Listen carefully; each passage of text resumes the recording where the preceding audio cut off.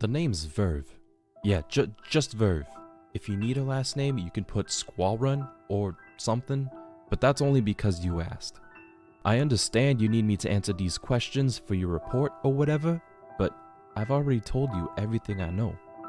I really don't get why I'm still being questioned. Yeah, no, I get it. It was dangerous and stupid and I could have died, but if it wasn't for me, the girl definitely would have been toast. Plus, between you and me, I've always wanted to jump into a burning building all heroic-like. I was just looking for some sort of compensation for my services, so why the interrogation? I guess that's a good point. Would you believe I just happened to be in the right place at the right time? No? Okay, fine. Few days ago, these peeps at Solas talked some big game that this rich pomp security system was the most advanced in the Steadfast. Airtight, Nera, out the wazoo. I'll spare you the deets, but bottom line, I'm getting paid by these smooth brains to find the weaknesses in this Numsec. That's Numenera security for the uninitiated. But I never intended to give it to them. They paid me half already, and I was gonna sell this drive back to the owner for more shins. That's what I was doing here. Finished the job too, in case anyone was interested. I was on my way out when the explosion went off. I started running, but then I heard the girl. No one was around. The security team was scrambling. What was I, an upstanding citizen of Charmant, mind you, supposed to do? Alright, we can split hairs all we want, but that's gonna land us nowhere. How about this proposal? I don't even want the shins. Keep them. I give you all the info I have on the Numsec, plus the names of the dudes that paid me. In return, I walk free, and you lose the name Verve from your database.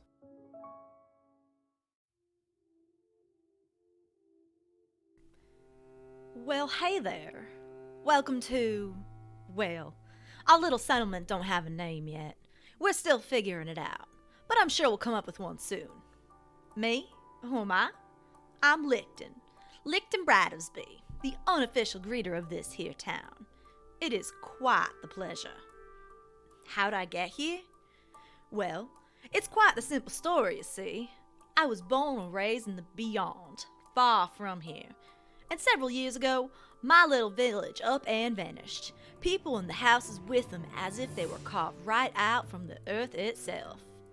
So a group and I went out and solved that little mystery and brought it back.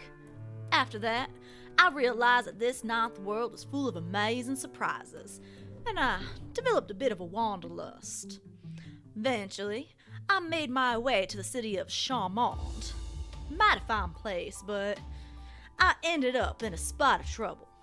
I promise it was all a bit of a misunderstanding, but them city folk don't like to listen to reason. That's where I met Verve. Bit of a reckless fella, but he helped me out of a tight spot and we made our way out into the beyond. We ended up with a bit more travelers than originally discussed, but they all seemed like fine and reliable folk.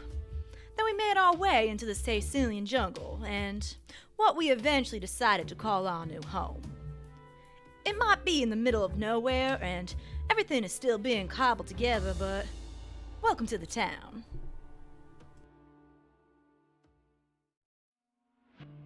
Sorry, I didn't see you there. I was looking at something else. My name is Nova, and I'm on a mission. I'm not sure where I'm going or what I'm looking for exactly, but my ma always told me I'd know it when I saw it. I've got a bit of a knack for that, ever since I was little. My ma and I, and some of my aunties and uncles and sibs too, we've got that knack for seeing what others don't. When I was little, I thought everyone saw like me. What do I see? Different things, depending. It's hard to explain. When I look at a tree or a flock of birds, I see perfect order and symmetry forever, going on and on, longer than humans can count or the most powerful scope can see. But at the same time, everything is bundled up tight inside itself, like a leaf ready to unfurl. I told you it was hard to explain. It helps a lot with our work, though. People come to us with their problems sometimes. Well, I shouldn't say us. We're just the caretakers of the temple. I'm sure you've noticed it. The strange building just as you cross over the mountains into the beyond. We've been there a long time. People come to us when they need to know that there's the promise of order in the chaos, or the hope of chaos in the order, or sometimes they're just following a feeling. And that's what I'm doing now. We've known for a while that the temple had a missing piece, so when I started growing up stronger than my sibs, the quest fell on me. My family taught me to be self-sufficient, just in case I needed to be on my own for a while. It can be dangerous wandering around alone, but I'm not worried about finding what I need. I'm sure the path I walk is straight in some dimension.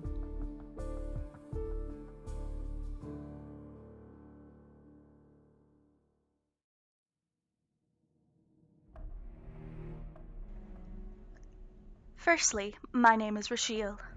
To answer your question about Numenera, they are fearsome. They are powerful. They should be treated with deference, not played with like mere trinkets. The Aeon priests, those egomaniacs, think they have it all figured out. That kind of mindset gets people hurt, killed, or worse. I know better.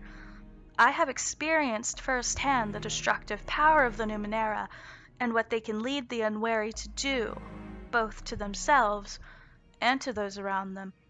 After all, there is no generalizing the Numenera.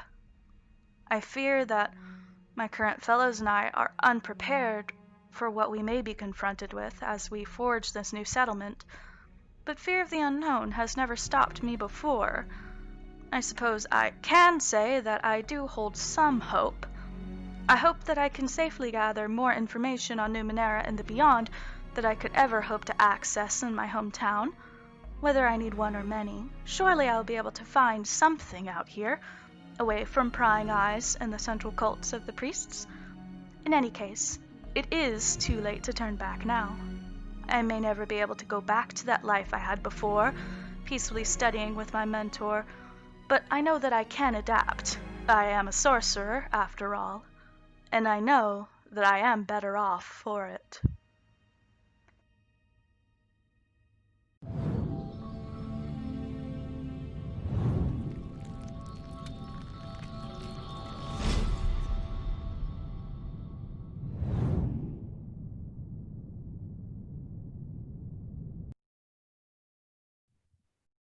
And we're live. Hello, everybody. Hey, hi, howdy. Welcome to the stream.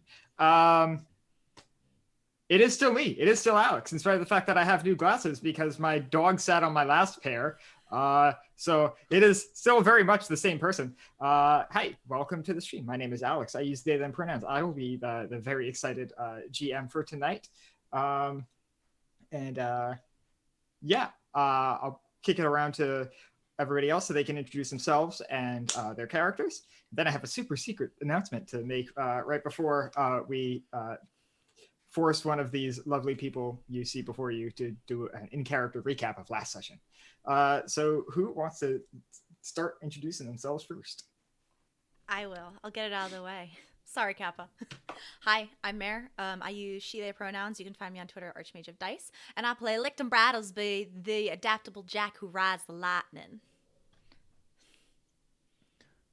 Hello, I'm Kappa, or Christian. I'm going to be playing Verve, the risk-taking Jack who touches the ding-dang sky.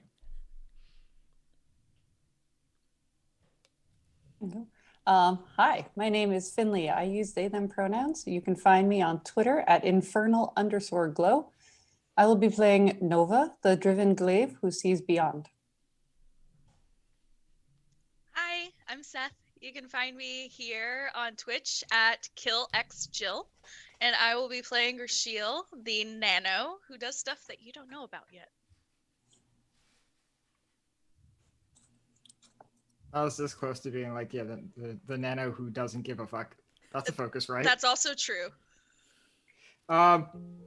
Anyway, before I get started and before I subject one of these lovely people to a round of torturous summary, I do have something, a sort of announcement to make in that Open for Adventure has sort of partnered with Monty Cook Games in sort of continuing on with this show. There is now a discount code on the Monty Cook Games online store.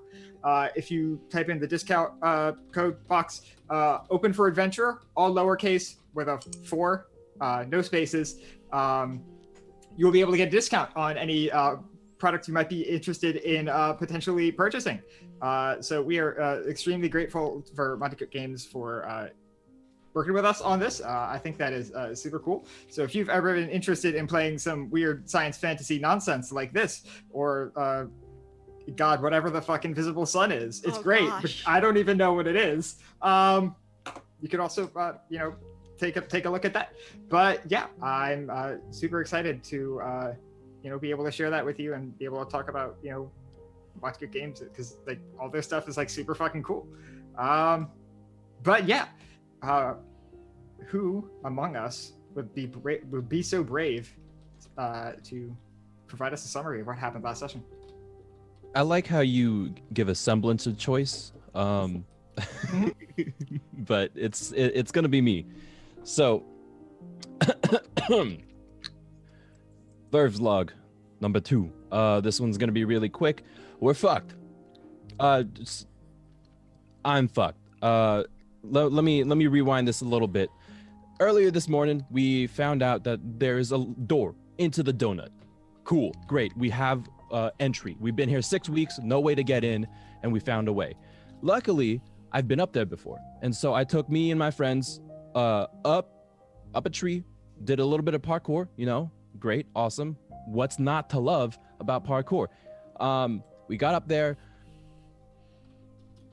Rashiel had a little bit of an episode. If I'm being 100%, it kind of creeped me out. It's weird seeing Rashiel so off balance like that. So, but we got over it, found the door, got our way in, and guess what? Nova had a little bit of an episode. Saw something weird, saw something that no one else could see, not even me, but we got over it. Couple minutes later, I had an episode. There was just this presence telling me that I am not welcome in this donut. So yeah. Licton, no episode. Super solid. Always level-headed, that Licton. Anyway, we went and found this like weird black glowing crystal thing, and argued over it, and I got frustrated, fed up. I wandered away, and there were these two buttons that I needed to push one, and the donut flew into the sky.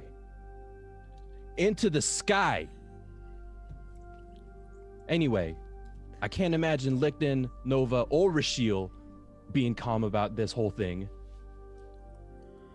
I'm fucked. Verve out.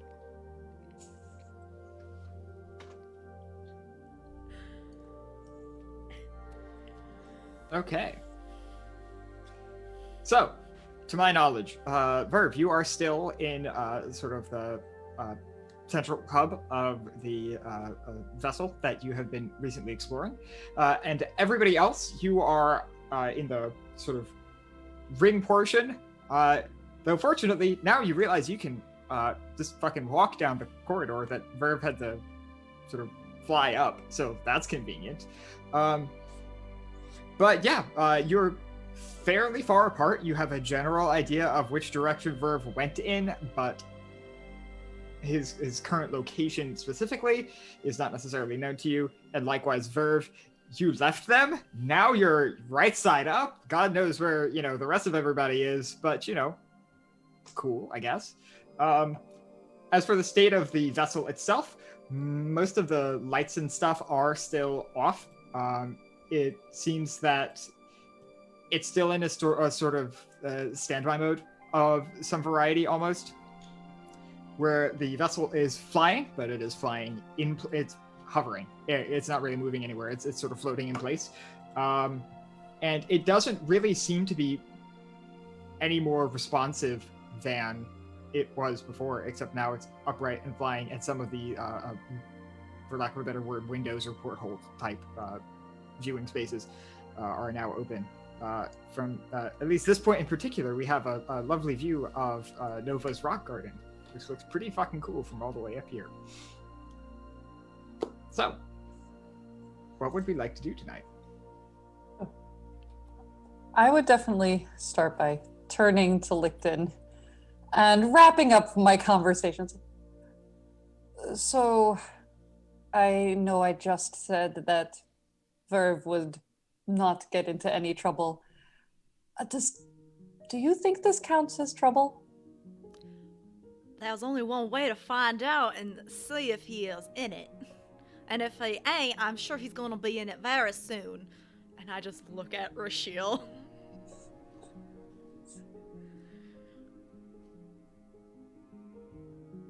What? Which way did he go? Well, Over there? Well, when we saw him, he was going up towards, and I point to the central hub. So I think that way is our best bet. Did you Oh say yeah, I up? guess now it's. He Well, went. It was up. He flew. Sorry, what? Yeah, he flew. Well, I guess that is unusual. Yeah. Do you have more of those magnetic things that you didn't tell us about? Well, we don't really need them now because But how that's- did he fly? I don't understand what you're talking about. I Like, what do don't you mean? know. Verve's a secretive fella. You didn't know? You knew him longer than I did. This is the first that what you have just told me was a brand new sentence.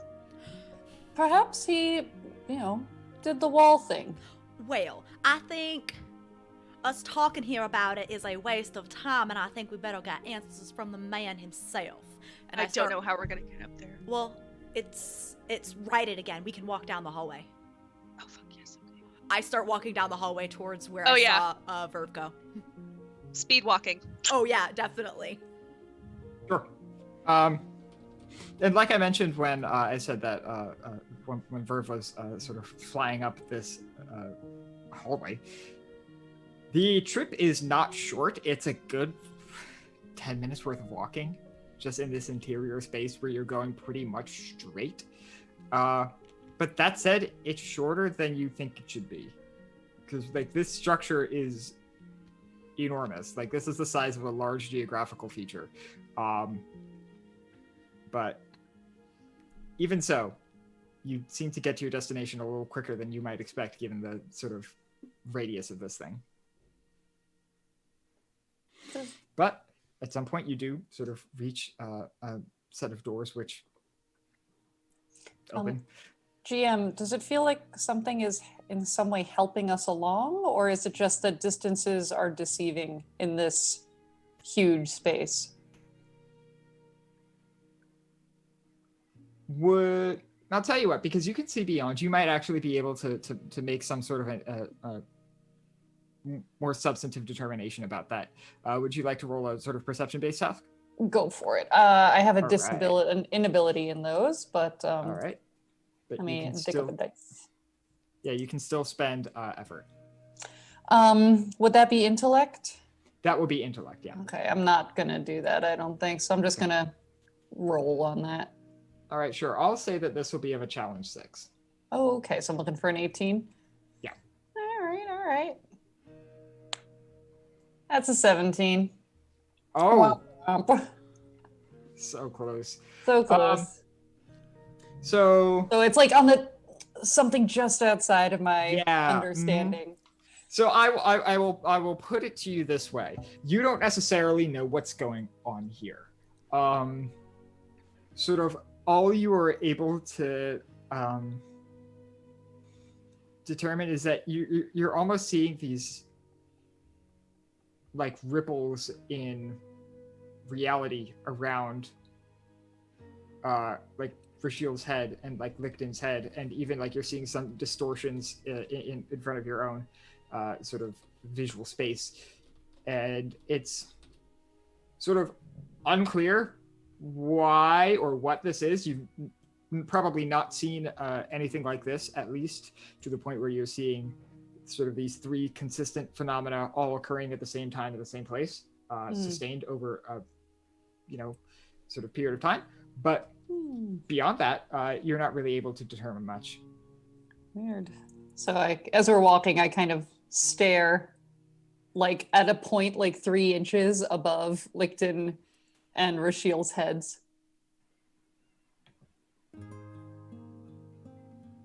I don't notice this. You're behind us. All right. I started to react and then I remembered that as well. If you turned around, you would see. I think we're more focused on getting to the central hub to see where the Focus on heck stabbing. Verve is.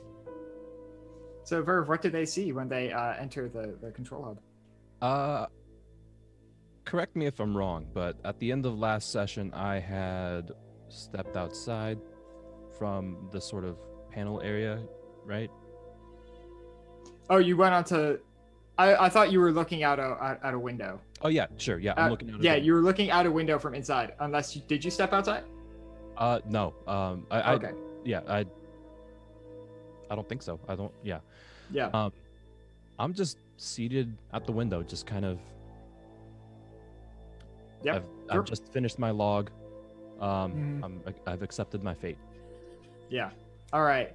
A couple of things you notice is that you are you're really fucking high up, to the point where you can actually because you've got a fairly decent 360 view in here. Granted, a lot of this 360 view is dominated by the sort of exterior ring of this structure, but from what you can see out into the horizon, you can actually pretty much see the all corners of the jungle from up here. You can pretty much see it all.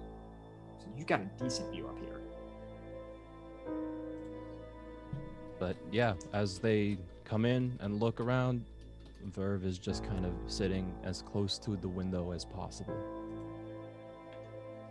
Like cross-legged, all that stuff. Just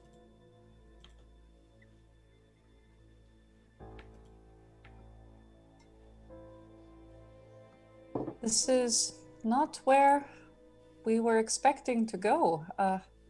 How did we get so far up here? Did you have something to do with this? I think the better question is, what did you do, Verve? I don't know what came over me. There was that button over there on that console, and I point to the button that I pressed, and I don't know, something came over me.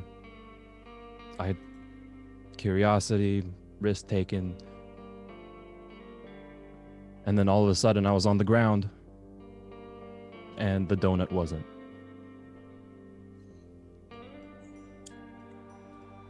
At that, I turn around and I want, I just put my back to Verve and I want to go look at, the consoles stuff, whatever's there. Sure. Like most of the vessel, it seems to be powered, but not functional. Is there, There's another button that we shouldn't touch. I know we shouldn't have touched. I shouldn't have touched any other buttons at all. But there's one that's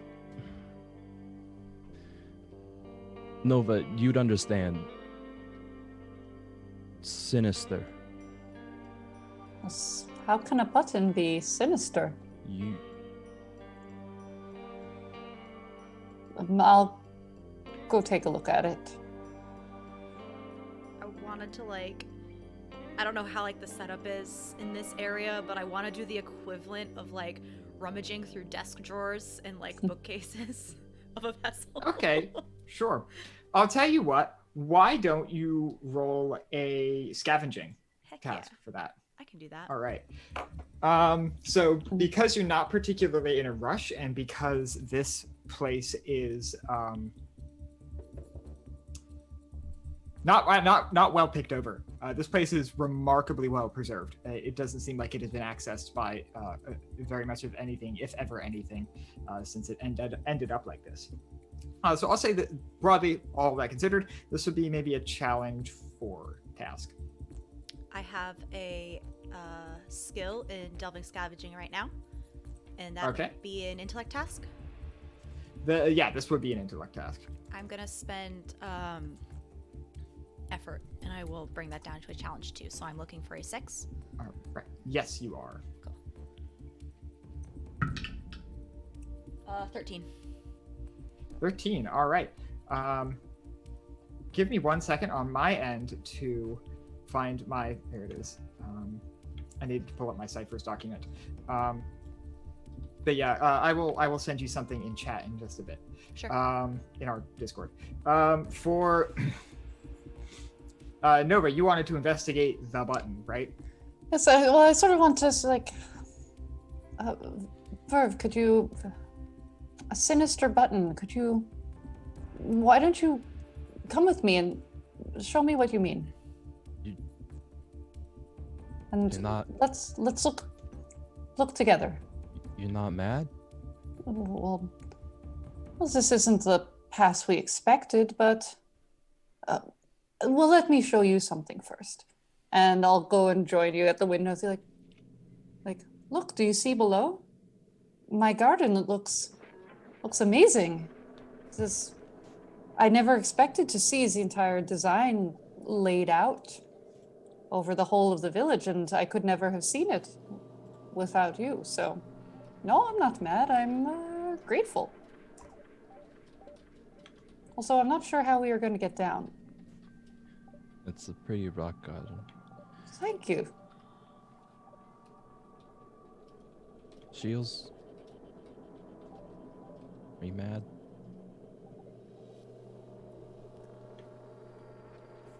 I am disappointed that I'm mad because I should have expected this.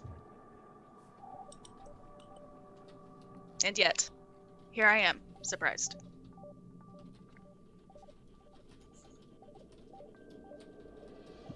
With that, I think I will actually go, I don't have a skill in scavenging, but I kind of want to, like, just go not be near Verve. I want to be closer to Licton and just, like, attempt to help. Okay. It's this one over here, Nova. And I'll describe sort of the feeling that I was getting when contemplating between the two buttons, GM. When you told me to open myself up and kind of listen listen. I said that there was a presence that said to leave, that we're not welcome here, that I'm not welcome here. This felt similar, though it wanted me to press it. It wanted me to activate something. Wanted you to play some part for it. I'm no one's instrument. I'm myself. I make my own decisions. Do any of us really make our own decisions? I suppose we may think that we do. It's hard to be sure. I also saw the GM say something but was muted. This is what I do. I provide commentary for myself. What you need to do is go back, watch later, and see what the web captions say. It's hilarious. Well, it's good that you didn't push the sinister button. And there are many wills that are trying to make themselves known and get their way. And sometimes we play into them, and sometimes they play into our hands. Perhaps there will be a need to push this button yet, but For now, let us focus on getting used to our new location here in the ding dang sky. We still need to find the protomatter. That's true. And find the protomatter and get out of here safely. I'm wondering if we can get it back and land it on the ground. Can we do that without hurting anyone on the ground? Can How I precisely are we going to be able to land this thing? can I look out the window and see if anyone was hurt? Yeah, sure. I won't bother making you roll for that. Your visual fidelity of something that far down isn't super. That said, it doesn't look. It looks pretty much as you left it. You would probably be too high up to pick out any individual people, but you know the structures that you built seem to be in the same way, same places as you left them. It doesn't seem like there's a bunch of debris everywhere. I mean, shit looks real dirty because, you know, half of this thing was just self-excavated. But the things look pretty okay down there. Can I try and get, like, make me wave my arm outside the window and maybe try and get a Sabine's attention? Because she did have a little bug friend that she can talk to. Sure, you would be too high up for that. Okay. You can see the edges of the entire jungle from up here. You were pretty far up there. Wow. Yeah. Okay. Yeah. So, Verve and Nova, as you are sort of discussing functions of the ship yet undiscovered, something very interesting happens. You both have what I could really only describe as sort of a collective hallucination, in that you both, and I'm not giving you experience points for this because you've already earned them from interacting with these creatures in last session. But you both experience a sort of collective hallucination in which you see copies of yourselves standing next to you at the moment. And just to confirm, Rashiel and Licton don't see anything. Nothing. Okay.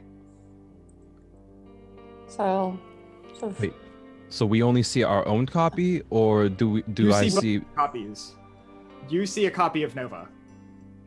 and also okay.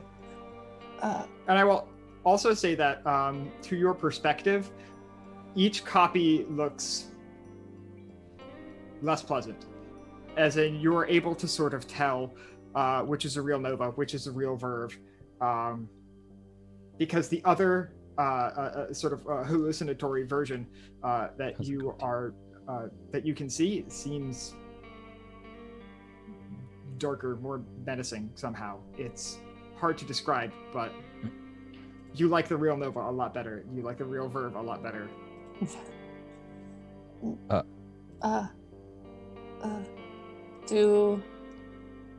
Yeah. Yeah, Nova, I see it too. Licton, Rashiel, do you see what we're seeing? What are you on about now? Can we please just focus on why we came here? Oh, Is this like another seeing thing? See the unseen thing, Nova? Because I don't see what I'm you over are. it. I don't think so, because I can see it too. There's a me and another Nova, and I know I'm a little shifty. This one looks even shiftier. Well, And that's I saying don't something. think this is beyond. I think it is here with us, unfortunately. Verve, let's back away slowly.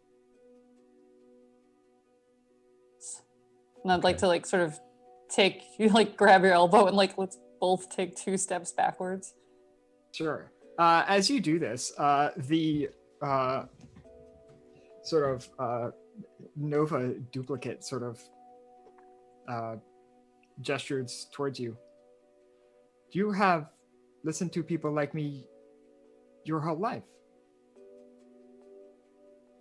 Would you listen to me now?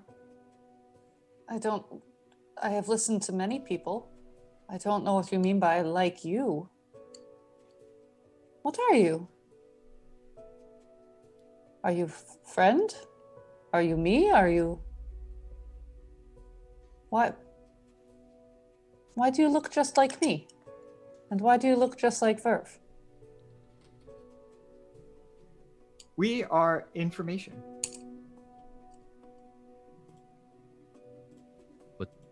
What sort of information? Hold on, sorry. I apologize. My music just dropped off for some reason. Um, apologies. Verve, the copy of you speaks up next. Nara, you know? We're like everything else around this place. Okay. What? Don't act so shocked now. So you're Nera versions of me and Nova. Why aren't there Nera versions of Lukton and Rashiel? I nudge Rashiel. Should we interfere? I don't know what they're talking. I just want to. Let's just focus on a way out. They can deal with what they're dealing with. They've been doing that the whole time. Let's just try and get down. I'll leave that to you. I'll stay here in case shit hits. Okay. They did not see us, but they can if you would like them to.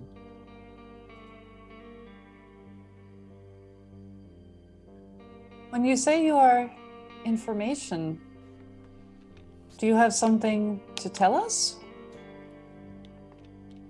And I don't understand. How can we see information? We can know information, we can seek information. Have we found? Are you saying that we have found information? But now that we found you, how can we use you? That's what information is for.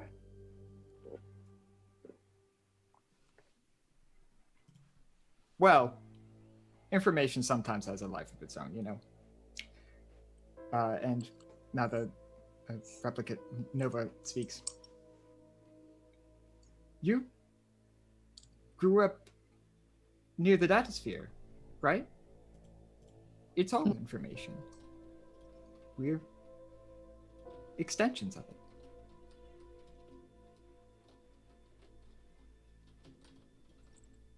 So perhaps you can help us. We seem to have lost our way. Yeah, we can help. Need you to do something for us first, though.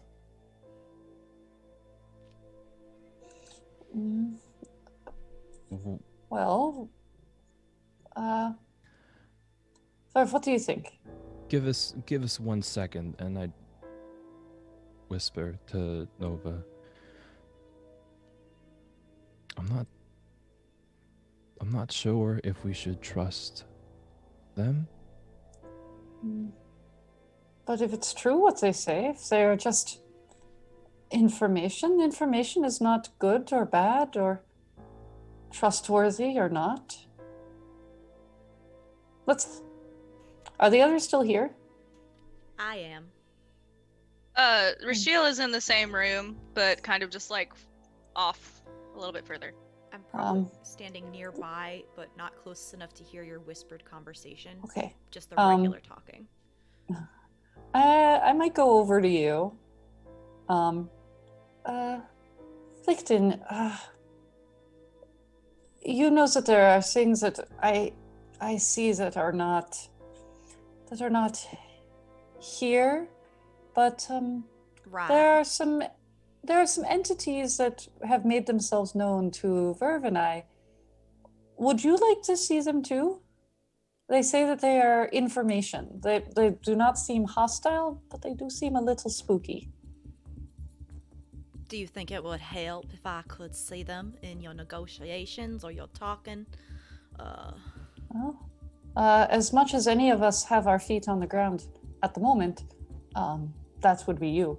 So, but the thing is that once they make themselves appear, I don't know that there'll be any going back from it. So they offered. Well, I will thought they- it would be Well- the decent thing to ask. Well, what they want? They haven't said yet, but they said they can help us if we do something for them.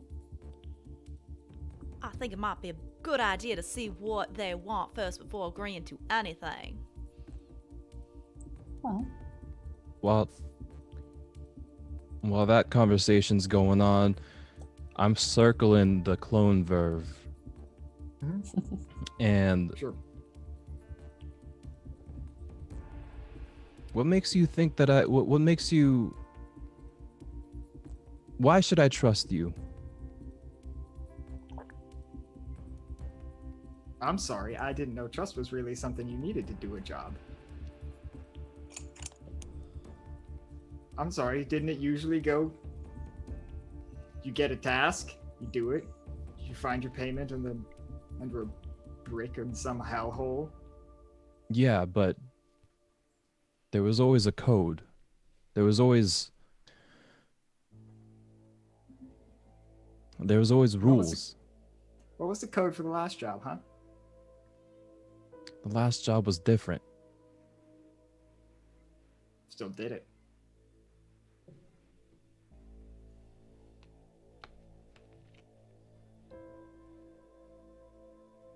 And Verve shuts up. Look, all we need you to do, he sort of indicates the sort of button you didn't press last time. All we need you to do is let us out. Been trapped here for a long time.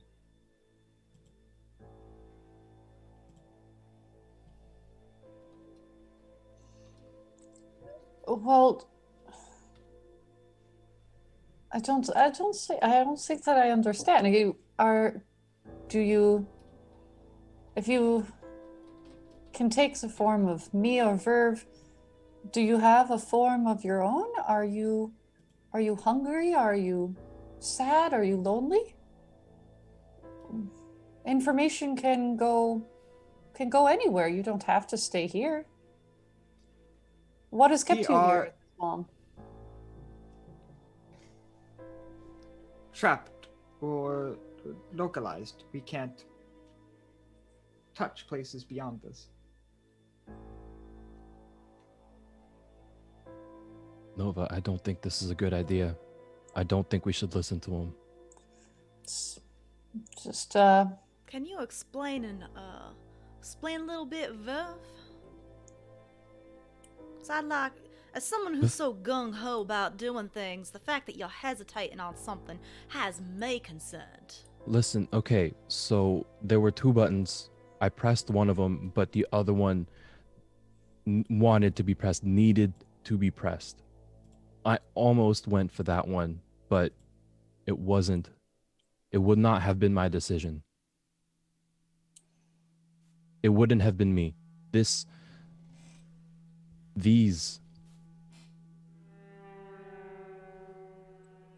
I don't think they... I think they're trapped for whatever reason. They say that they're localized, they're trapped, they're imprisoned or something. You have to understand, or I think Do they're you there think- for a reason. somebody trapped them here on purpose. That's what I think. They just said that they're in there for some reason. Can they hear me? I'm I think asking so. Nova and Verve. I don't know. Our friend, can you hear her? Yeah. I assume so. I They knew we can. were here. Well, Are you sure you wouldn't like to talk to them yourself? well, you said that there's two of them, because you could see them. If I can see them, would that add a third? And more complications? So Yes, that's true. I will hold off. But I do ask that 1, why are they trapped here? 2, what would they do when they are released? 3, what would they do if we do not release them?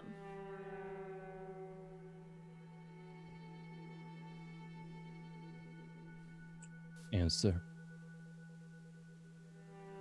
Directing it to the clones.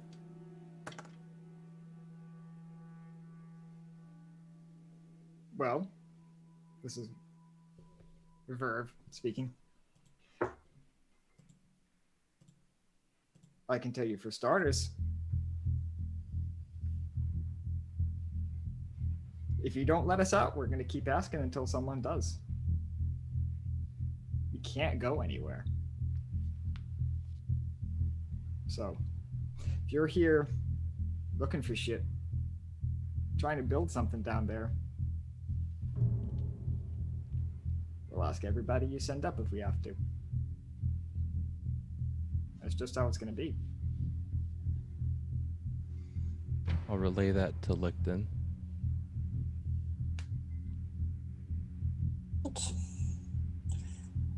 And Imagine. what about the first question? What are you gonna do if we let you out? Rejoin the datasphere. Leave this place. We're cut off from it now. It seems so sad. Can you tell us anything about the people who made this place? Did you know them? No, not that made this place.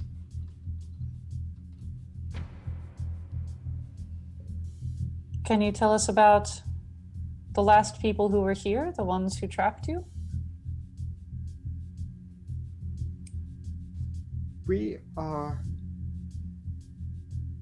from a place far away. And we interacted with this place a long time ago, before the crash. And we were trapped here after it went down. I don't understand why. Do I get the sense that they're being, like, evasive?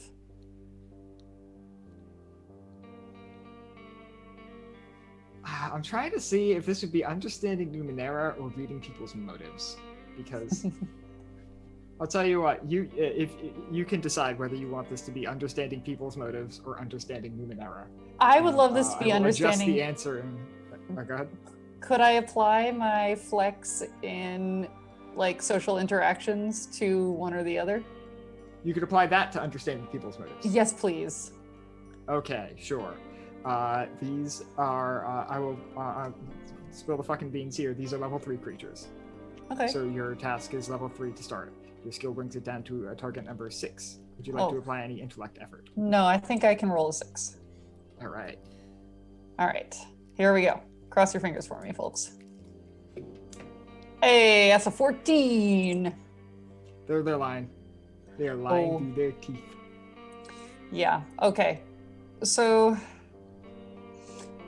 I'm just gonna flat out be like, I don't believe you. You are not being honest with us. And that is unforgivable. It does not matter where you're from or whatever you claim to be. We are here by mistake. We've done nothing to hurt you. How dare you?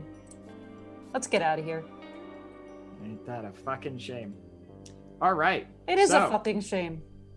That was Fake not Verve. necessarily directed at you. Oh. Verve and Nova, both of you take 3 intellect damage. Ouch. Oh, What happens if we... that subtracts from the pool, correct? Yes. What happens if we run out? Yeah. If What you happens if we run- run out Run out of where? of intellect? The- pool? This is I know. I know. We of talked the about this pool. Yeah. extensively, but for the audience. Yes.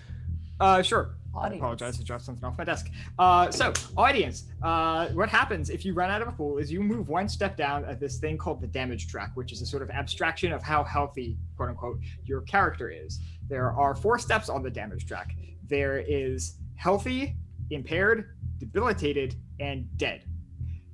Losing all of one pool brings you down 1 step. So these 2 would be moving down from healthy to impaired. They would have all of their tasks would be 1 level more difficult. And they could still use abilities that would require they spend intellect, but instead of drawing from their intellect pool, they would be now drawing from their might pool. They would be using their physical essence, their physical body, to power these sort of magical type abilities. Well, guess who's impaired? Ouch. Oh fuck. Can you take a rest to like bump your pool back up? Can you use your You can action take rest? Yeah, you can do an action rest, a 10-minute rest, a 1-hour rest, or a 10-hour rest, but they do have to be taken in order. Mhm.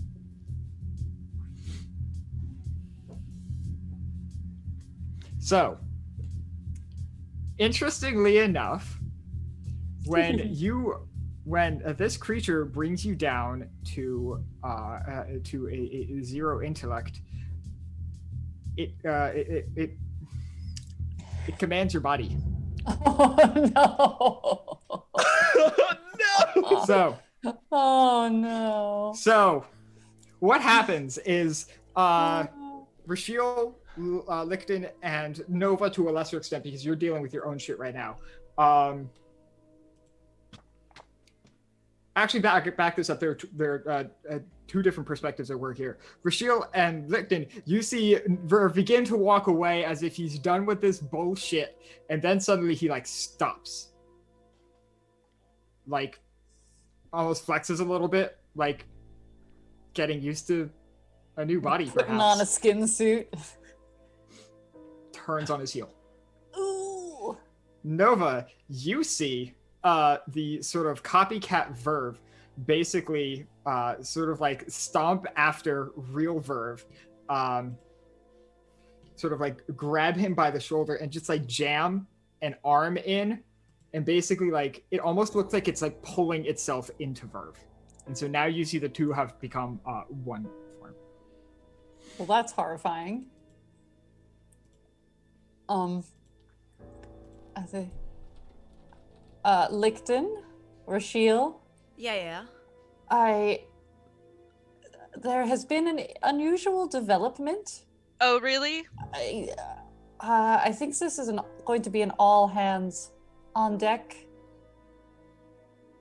Spit it out, now? Nova. What? Spit What? it out. What now? Rashiel, look, that's not Verve. Would I be able to tell? Ask him if he knows your name. Hey, Verve. You would. Would You he just- know? you just no, said would he hello. know? No. What do you know? I know what you're doing. I like it. Hey, Verve. Yeah, Rashiel. That's not him. Hey, I just caught that. I'm at the. Nice. That's not him. Lipton, you know that's not him. What has Verve been doing as this mini conversation has been going on? Like, I'm inching towards that button. oh, I will. As soon as Rashiel goes, that's not Verve, I'm sprinting. I'm gonna like try and tackle you as soon as Alex says whatever it is that they're saying. Oh yeah, I'm doing stuff too. Sorry, not Verve. Sorry, Verve's meat skin suit. So multiple things are happening right now. I'm gonna want everybody to roll initiative. The way initiative game works in this game is this is a speed task, so you can use effort from your speed pool. Your goal is to roll above the challenge of the creatures. So your target number is 9 or above. And all players go at it basically goes players before the creatures, players after the creatures. All in sort of abstracted, like it doesn't matter who goes in these chunks, but those are the chunks. And I think at some point Fleet of Foot is going to come into play here, but that does not apply to like initiative. Sure. Also, Okay, I don't think. I was just geeking out for a second because I put a new playlist on shuffle, and the first song that came on is titled "Friends Make the Worst Enemies." I Oh. fucking love it. Love it. Also, one interesting thing, Verve, from your perspective, it's real weird. It feels almost like the entire vessel sort of melts away in a strange way. You find yourself standing in this sort of strange landscape of shifting information, data as light as matter. It's hard to describe, but you see yourself and you see yourself both occupying this place, and broadly I will inform you that you are basically in a sort of isolated mental state in which you and the creature will be fighting. Oh, okay. So this For fighting for control over your body. okay, so I'm rolling for my own initiative and not The creature's initiative will be 9. wonderful. Okay. All right, so can everybody give me their initiative rolls? I'm spending effort, by the way. Yeah, same. Sure. If I have an edge in speed, so it only counts as 2, correct? Yes, cost 2. Okay. And oh yeah, you're. I got a 16. 16, right? You're going before. Verve, you're going after. Vishil, you're going after. I got a 9, and I spent from my pool. Yes, so then you will be going before. Okay, so Licton and Nova, you are going first. Currently, Nova, you see your copy still, but you also see Licton, not Licton, Verve sort of very awkwardly attempt to run towards this thing. Whatever projection you have been interacting with still seems to be getting used to his body. Okay. Licton, you see the same thing, sounds copy Nova. Either one of you can go. Who would like to go first? Am I able to get up to him and do something? Yeah, that would be like a short distance. Sure. Or I'll say an immediate distance, because you've been interacting. So yeah, you Sure. could do that. Do you know what you're gonna do, Nova? Um, Because I have what I'm gonna do. so I'm just curious about the mechanics of the Fleet of Foot ability. It says if you succeed at a difficulty 2 speed-based running task, you can move a short distance and take an action in the same round. Yes. Okay. So 'Cause which typically otherwise you can only. Go ahead. Typically, you can only move an immediate distance, which is the equivalent of 5 to 10 feet. Okay. And how far away am I from copy Verve at this point? I would say since he is actually walking in the other direction at this point, you might be a little bit further because you also stated that you were walking away. Yeah. Okay, so Yeah. So you might be about 15. You would be a short distance away. okay, so Licton, go ahead. Would I be able to get a sense that if I harm Verve, it would also hinder or harm the thing trying to, like, that is moving him? You have no idea. And you theoretically could be able to tell if you wanted to do an understanding Numenera task. However, because you have not seen or interacted with these creatures at all, that would be an incredibly difficult Sure. thing to do. So what I want to do is I want to run up to Verve and like come up right behind him and put my hands on his shoulders. And I want to use my shock ability on him. But what I want to do is I want to spend 1 experience point and do a minor of effect for my focus. Okay. I want to like basically electrocute him as lightning races down my arms, and I want to daze him for 1 round. Basically, the minor effect suggestion is hindering all of its tasks. Okay, sure. I'll give that to you. Sure. So I put my hands on Verve's shoulders and lightning arcs down him and right up down your body. Nice big jolt. Sure. So, Verb, from your perspective, it's almost like you're standing. It's almost like you've got. It's almost like you got struck by lightning. From like what you're seeing, everything just goes white. Your sort of mental, projection of yourself locks up. It's difficult to move. It's difficult to see. You're definitely impaired for a round. That's for damn sure. Nova, what would you like to do? Sorry, Okay. bud. Okay. So you know what I might want to do? Actually, seeing like Verve kind of like incapacitated, I'm gonna take this round to recover. Sure. Action rest. Yeah. Sure. That would be 1d6 plus 1. Okay. And that would go to whatever pool you would like it to. Can I split it or nah? I don't know if you can by rules as written. I'm going to say yes, and if that's wrong, I will get back to you. Okay. Ooh, it's a 6. Yay. 1d6 plus Oh, super. 1. Cool. So you have 7 points to redistribute as you see fit. All right. So now the creatures are going to go. The Verve basically has 2 actions it can take. It can take 1 as Verve, and it can take 1 in Verve's mental space. So it is going to attempt to run a short distance towards the sort of console it wanted it to be at. And I would say that I think it's just going to do it because it's just running. It is hindered, so I'll tell you what. It's hindered, so it's not going to be able to press anything this round. But it sort of like runs and sort of like collides with a sort of console and like uses that to like brace itself as it sort of just like flops forward, almost like banging Verve's face on the window. The moneymaker. Verve, from your perspective, you see you sort of approach you, holding what looks like a switchblade made of data, and it just sort of attempts to grab you by the shoulder and just give a solid shank. So I'm going to need you to make a speed defense roll. Speed defense roll. Okay, how do I do that? Speed defense roll. You will be just rolling from your speed.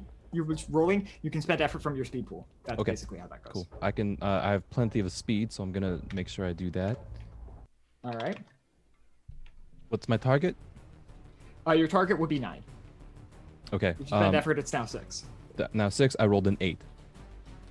Super. All right. So yeah, you are able to sort of like duck out of the way of this. And interestingly enough, all of you would like see like Verve sort of like charge and like hit the thing, and then just sort of like throw himself off to the side. Whatever Verve is doing in his mental space, his body is doing in real life. And sort of copy Verve looks at you. You know, I thought you were going to make this a lot easier on me. It's like you don't even know me. All right. Let's see. Verve and Rashil, you are both up. Oh wait, shit. No, I'm sorry. I forgot Copy Nova. So Copy Nova is going to sort of rush regular Nova, holding the Data Spear TM, and she's going to sort of basically sort of almost like fake you out with a swing from the blunt end, and then just sharply pull and try to get you with some sort of fancy technical thing that you probably recognize as one of your own fucking moves. Rude. So you will also be making speed defense roll. Target number is 9. You can spend effort to bring it down to a 6. Yes, sir. So I'm spending effort, and so I'm looking for a 6. Yes. Okie dokie. Not on a d6. No friend. No. Mm-mm. Oh, that's a 6. Whew. Woo! All right. Woo! Yeah, I don't want to be hit with the data spear. No thanks. Yeah, you are not hit with the data spear.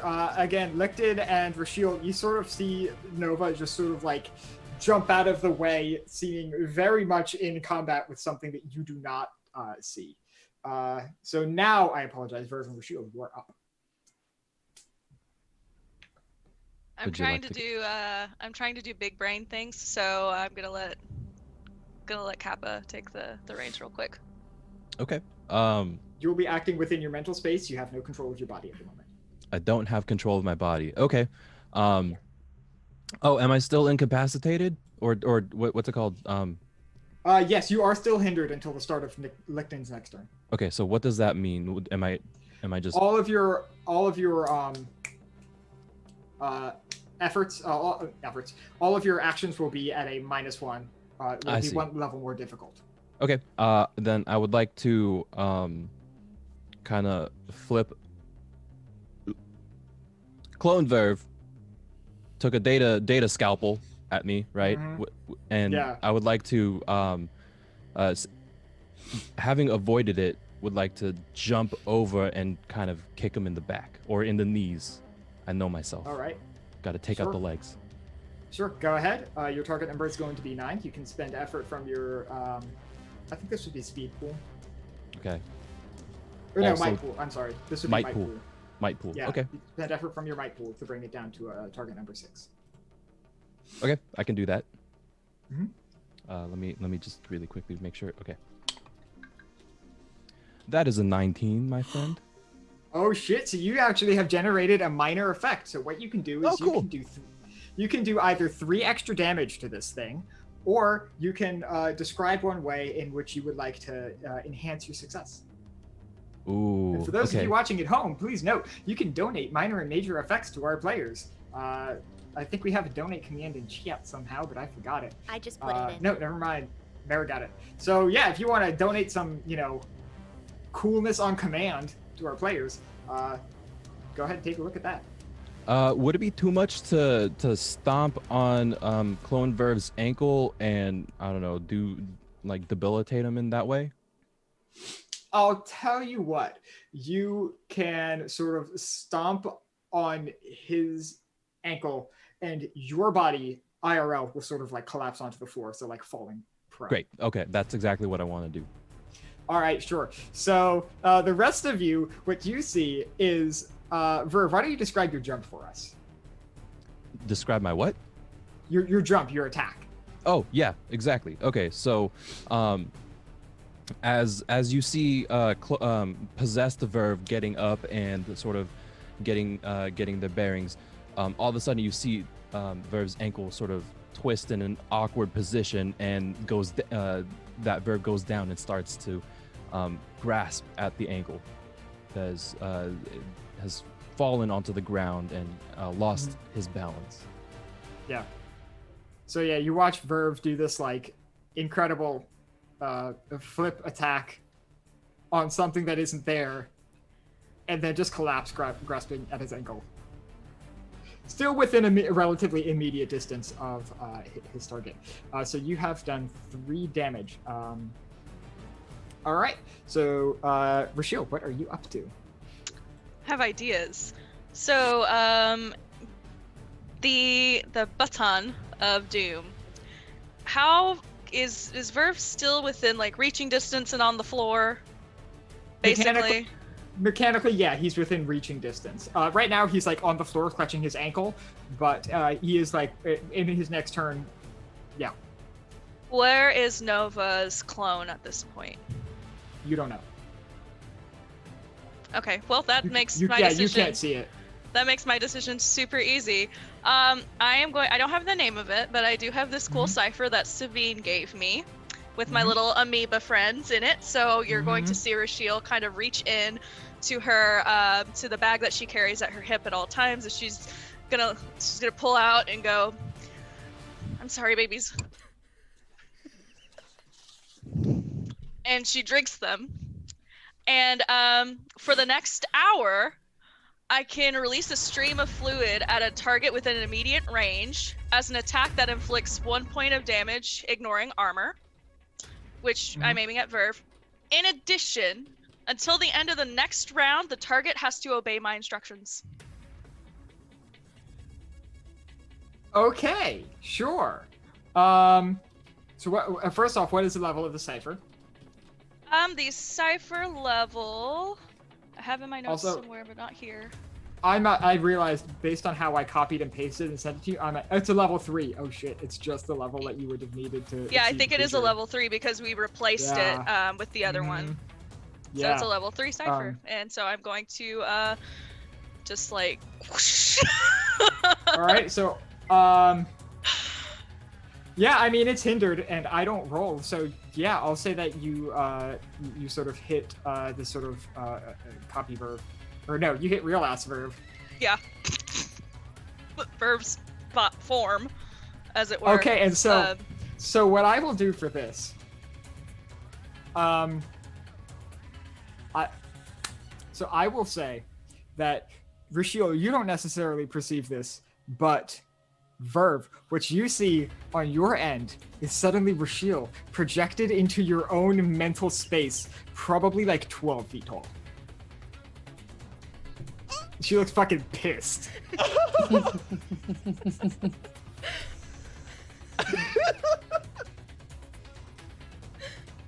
Yes? Seals!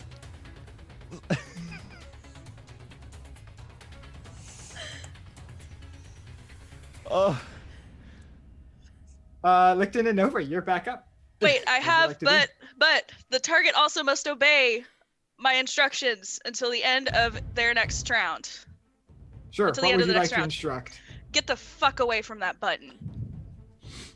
All right, so it will move on its turn. Cool. Yeah.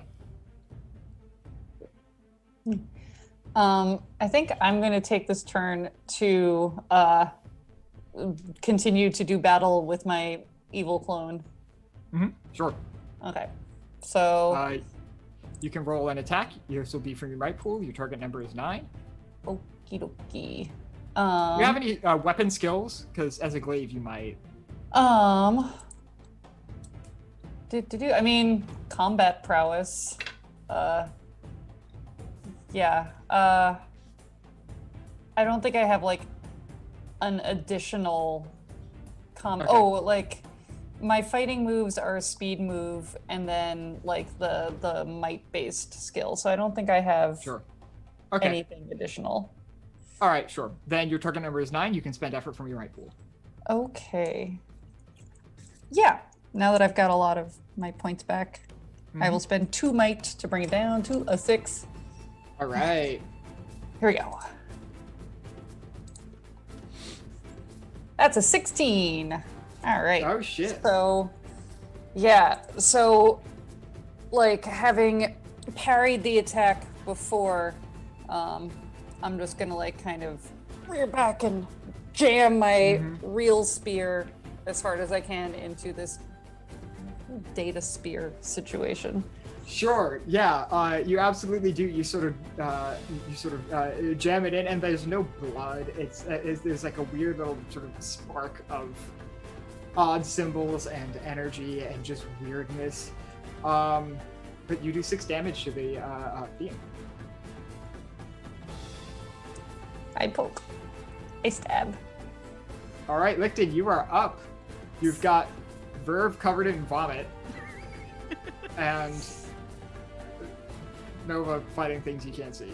So, and I just heard Rashil say, "Just get the fuck away from the button," basically. Yes. And you also probably heard her apologize to her babies.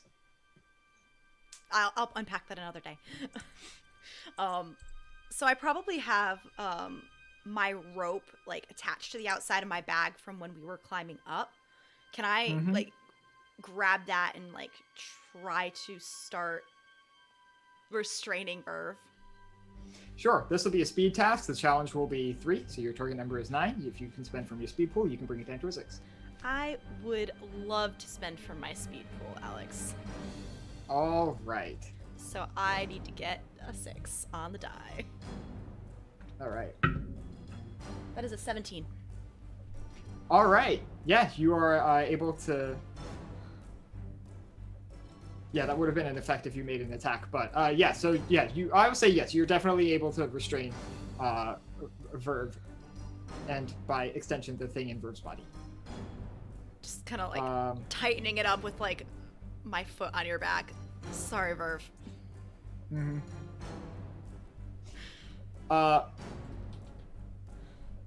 shit.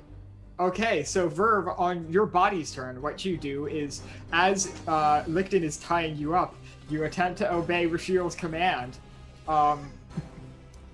and you just basically start squirming away from the console. In your mental space, you see 12-foot tall Rashiel stepping menacingly towards this sort of copy of yourself. Rashiel isn't displaying any sort of finer points of her personality. This is a very brute force way to attempt to influence a person's actions. So you get the sense Rashiel herself is not here. This is just a projection of her will. But yeah, still she's fucking big.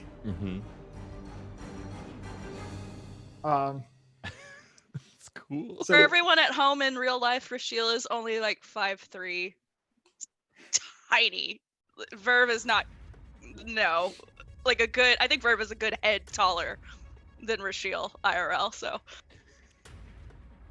all right, and Nova, for your part, your duplicate is going to again attempt to attack you.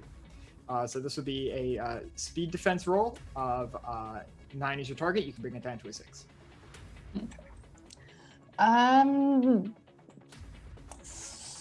Yeah, I'm gonna spend. I'm halfway through my defenses. Halfway through my pool. Okay.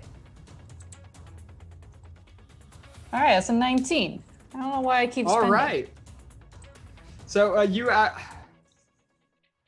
don't remember if defense rolls are weird. I'm not sure if you generate a minor effect, but for the 19, I'm going to say for now you do. And if that's wrong, I'll change that later. So would you like to define how you dodge so deftly? I think I'd like to not only can I dodge in such a way that she is like thrown off balance and sort of takes a step past me, like and sort of ends up with like her back to me. Yeah, sure. That will ease your next attack against her. She kind of like goes tumbling past. Yeah, sure. Got you. Okay.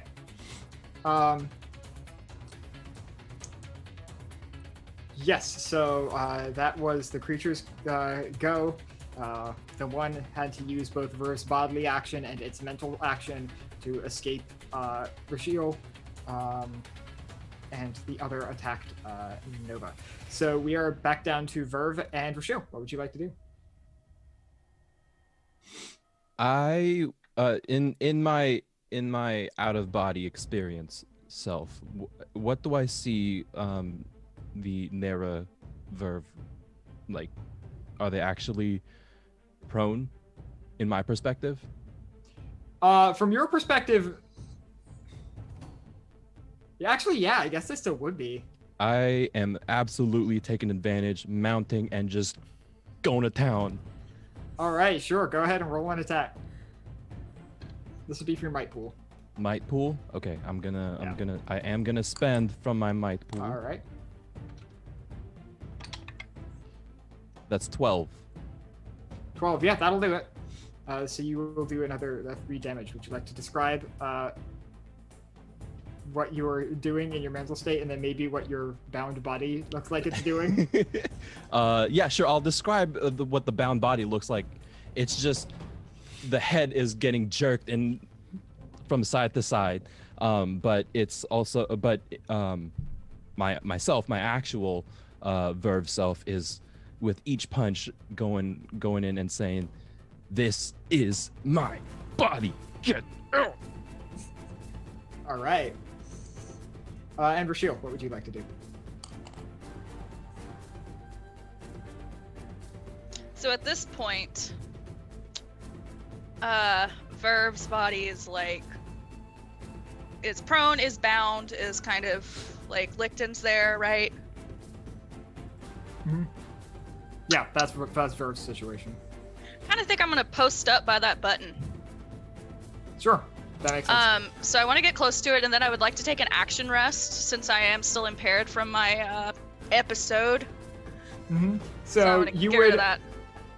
So you could do one or the other, because you specifically mentioned you were walking away from everybody. You are further away from the button than Okay. everybody else, and your vomit was a projectile. True. True. Okay, I will just post up by the button then. That's more important. Okay, sure. Licton and Nova, we're back up to you. I'm gonna keep stabbing. Sure. You have already reduced the difficulty by 1 with your expert dodging skills. So your target number is now a 6 to begin with. All right. This is really like, I built a fighter, so I'm like, yes, I just get to stab things. I'm gonna aim for a kidney. All right. You know, she You don't aim for need the- those. Aim for the data kidney. Yeah. All right, and that's a 15. All right, that'll do it. How would you like to destroy this mental projection? Awesome. So, like, as she kind of like, you know, like swipes towards me and misses, I kind of like help her along her way, like rotating out, and then like as she goes, I kind of rear back and just drive the spear right into her form, and Right. she starts pitching forward, and but like as she topples down, what I see as like a body kind of just dissolves into like first like glitchy images, and then just a stream of like bits and bytes and very matrixy. Sure. And by the time she hits the floor, it's just gone. Yeah, sure. So a couple of things happen. 1, all of that happens. 2, these things are, and this is not something you would necessarily know, but this is why this is set up for what I'm about to say. So Cool. these things originate from the datasphere, but they are completely mental constructs in that they are not real. They are entirely your own psychic projections. Which is bringing me to say, Nova, please take 9 intellect damage. I don't have 9 intellect. Then it will roll over to might. Oh snap. Okay, I'm impaired. Does she come back and Nope. take No, over? it's Okay. it's gone. Okay. Phew. Shit's gone. But Yeah. you also Yeah. you hurt yourself mentally. That's basically what it is. Ooh. I'm happy about that, but outies. So yeah, so I don't know, anyone who's looking over, I guess, would see me like just like, you know, the mightiest stab that ever stabbed, but then like falling to my knees, just like Nova. upset. All right, Licton, you're up. Does it look like Verv's gonna be getting out of that rope anytime soon? It looks like he's gonna try. Well, shit. How is he looking in terms of being beaten up? Verv, I don't know your pool, so how beat up are you? You're 1 to the damage struck, we know that. Yeah. I have 0 intellect. I have 1 point left in my might pool. I'm impaired, and I have 14 of my speed left. So you look beat up. Yeah, he's beat to shit. Yeah, there's a It's lot not of looking there's a lot of great. blood. So what I would like to do is just like sit on him. Keep him on the ground. Okay. Do you need me to roll for that? No, but I will need you to roll for this. I will. Spoiler alert: you're all going to get an experience points from this encounter, so I'm not going to give anything to anybody for this particular GM intrusion. But so you know how every once in a while you hear a story on the news about someone who had some incredible feat of strength because of a dangerous situation that they find themselves in, and they do some sort of superhuman bullshit. It's like one of those. So somehow, sort of, fake Verve is able to sort of wrest himself free of at least some of the binds. And the only thing keeping him from the button at the moment is Licton sitting on him. So Licton, I'm going to need you to make a might roll of a challenge. I'll call it 5. Well, shit. This is a might roll. So you set? can spend effort. Yeah, you can spend effort from your might pool. Do you have any skills that would apply to sitting on an angry target? Delving? Is that delving? No. Unfortunately, And I would not consider this a pleasant social interaction. I was about to say social interaction. No, Unpleasant social at least- interaction. So I'm Just gonna. sitting on a At lap. least- God damn it! I'm going through my pools. Yeah, I'm gonna use you 3 more because All right. I Your don't target wanna- number is going to be 12. mother. 18.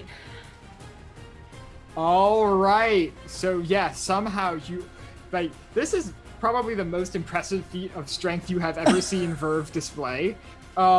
Most likely because this thing that is in his body, like, has no regard for like, the continued integrity of Verve's muscles. So this is probably an incredibly unhealthy maneuver. But you were somehow able to keep him down.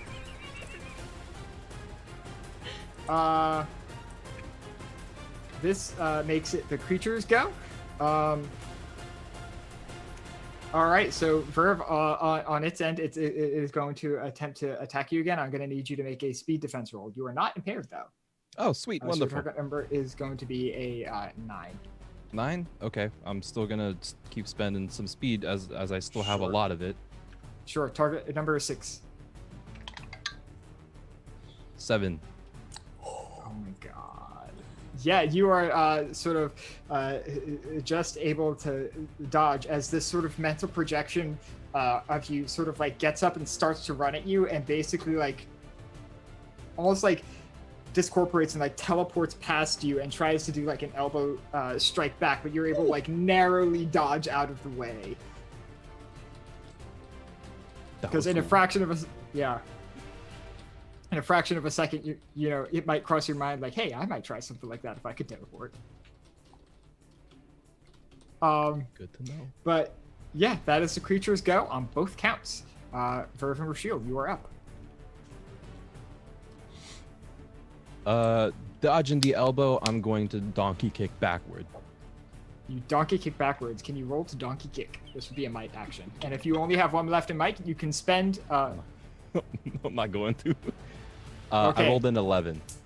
11. That'll do it. How would you like to defeat your mental projection? Donkey kick backward, and if it falls back and is starting to dissolve, like you had described, Nova's projection being dissolved, I'd go. This is my body. I make the decisions. And I take all that damage. Yes, you take 9 points of damage, which will initially roll onto your might pool. If it exceeds your might pool, it will go onto your speed pool. Please tell me it does not exceed your... It doesn't exceed my speed pool. Okay, great. Because if it did, I'm pretty sure that would kill you. Yeah. All right, so super. That's great. But yes, you do take 9 points of... Just damage. Just damage. That said, I'm going to let one of you, either Nova or Verve, roll to attempt to understand what was asked of you. And this would be an intellect task of a challenge 6. Oh no, I'm only skilled in intellect defense, and I don't understand Numenera. Can I help? Yeah. No, because this is an incredibly like personal, cerebral experience. It's Yeah. like there was someone in my mind, and like I'm trying to catch the last bit of them to understand what the fuck was going on. Okay. I cannot spend any points whatsoever Then I'll do it. But I do have my flex skill is narrating, Okay. so So that'll bring it I down do to a have challenge that. 5. It would go down to a 5. Nova, what do you think? I have my whole intellect pool. So I could spend, oh well, that'll still only bring it down to a 5. Yeah, it'll bring it down to a 5. All right, You feel- lucky? You feel, I was just about to say that. Nah, you go ahead. Okay, Target number You had a 16. real in-body, out-of-body experience. okay, I'm rolling. All right. No, that was a 3. Unfortunately, you're not able to determine anything in particular about what just happened or why you just had the experience that you did. But that is sort of taking a backseat to the fact that you find yourself back in your body. Everything hurts like hell. Lectin is sitting on you. You're half tied up in rope. You're covered in projectile vomit. Everything is really weird right now. Rashiel is now 5'3" and not 12'6".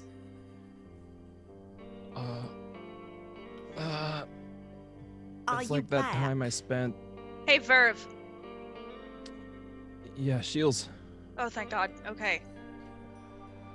Ow. Licton, I think you can get up. I'll start. I'll get off you and start untying you. Oh. Honestly, this is what I thought I was gonna feel like earlier. Nova, where were you? Where was I? I was right here defending myself against me. But I think the threat has been neutralized. And You couldn't see it, could you? We were a little bit busy. Verve, are you okay? No, Yeah, you look like shit. thanks.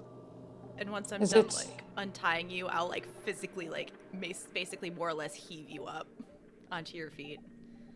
No, Look, then I appreciate. I'd rather be on the ground right now. All right. Oh, my ankle. Ow.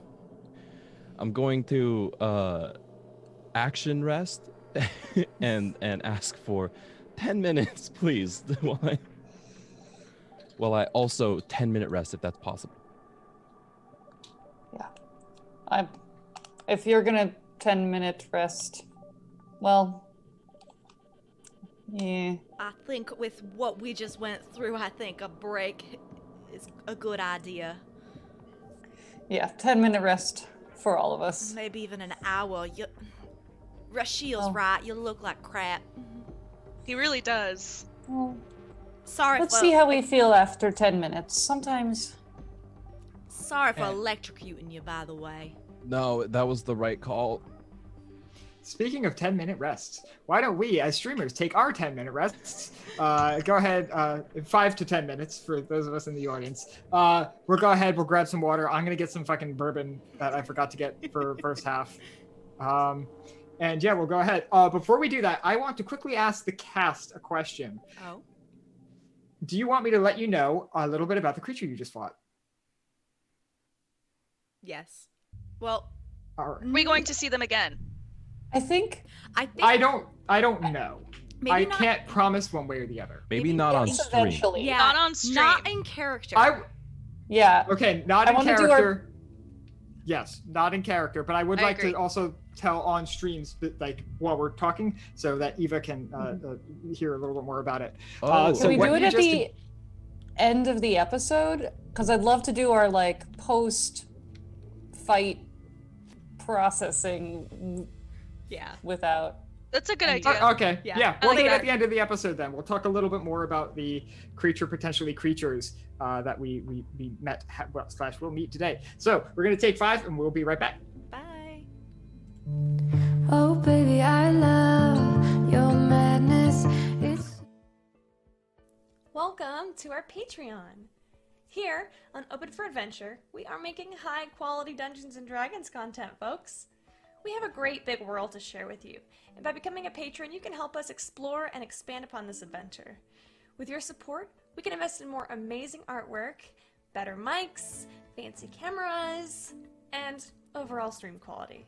Not to mention, help us get some amazing new merch that we can use for giveaways. What do you get by becoming a patron? I'm so glad you asked. Let's take a look at the different levels and give you a sneak peek at what you can get at each tier. Did you know that the family of the First Lord Theo, the leader of the rebellion against the Empire, actually invented firearms nearly 25 years prior to the current campaign? The designs for this high-tech weapon are the Delaney family's best-kept secret. Also, they were originally invented by the late First Lady Victoria, Theo's mother. Access to lore leaks like this is what you can expect from the first tier, written in blog-style posts after each weekly session. Ever wondered what goes on off-camera? The next 3 tiers give you exactly that.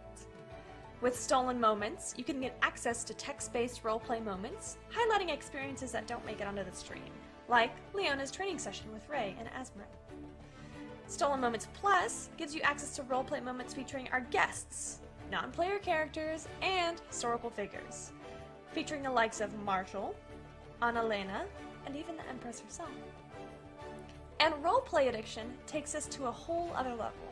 This tier gives you exclusive 30-minute videos of canon interactions not otherwise seen on stream, like late-night drunken interactions between paladins or tender moments featuring your favorite character ships. The Warm Fuzzies is super simple. It's everything I've listed so far, and also you get your name on stream after our weekly regular sessions. Every session. And our undying love. And finally, the most epic of all Patreon tiers. Drum roll, please. The Lore Master. This ultimate and final tier gets you first look access at all of the content going into our upcoming, official, open for adventure campaign setting. Lore, maps, monsters, items, dungeons, dragons. Go ahead, have a look around, make yourself at home, and consider becoming a patron to help us make this fantasy world a little bit closer to reality.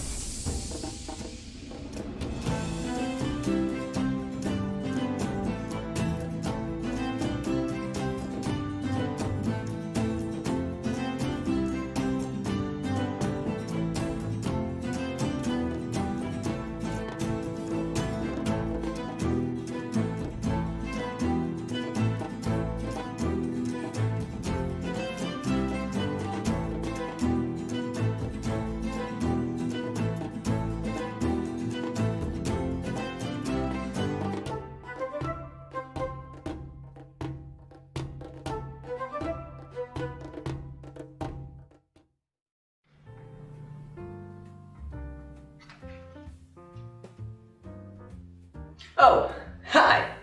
My name is Express Love. I'm the Senmarian god of coffee. Did you know that in Senmaria, every cup of coffee is made with found familiar coffee beans? That's canon. In Senmaria, every cup of coffee is good coffee because it's made with love by Found Familiar. Did you know that every bag of Found Familiar coffee features artwork from incredible members of the tabletop gaming community? That's canon. Each blend and roast of Found Familiar coffee features cool D&D names like Thieves' Cant, Face Step, and Pact Magic. In Senmaria, every royal meeting that Ray attends features the Cartographer's Blend, a brew of coffee made by Found Familiar in conjunction with Devon Rue. Now that's canon. Found Familiar coffee. Buy it today.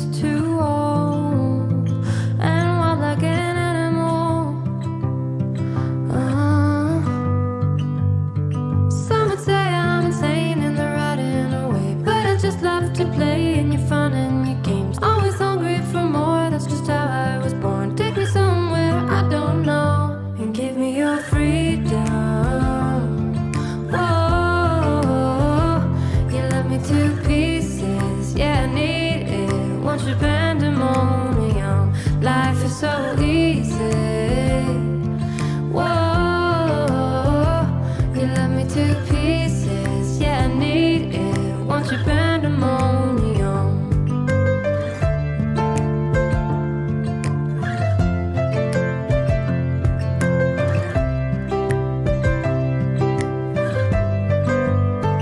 The limit of love is endless.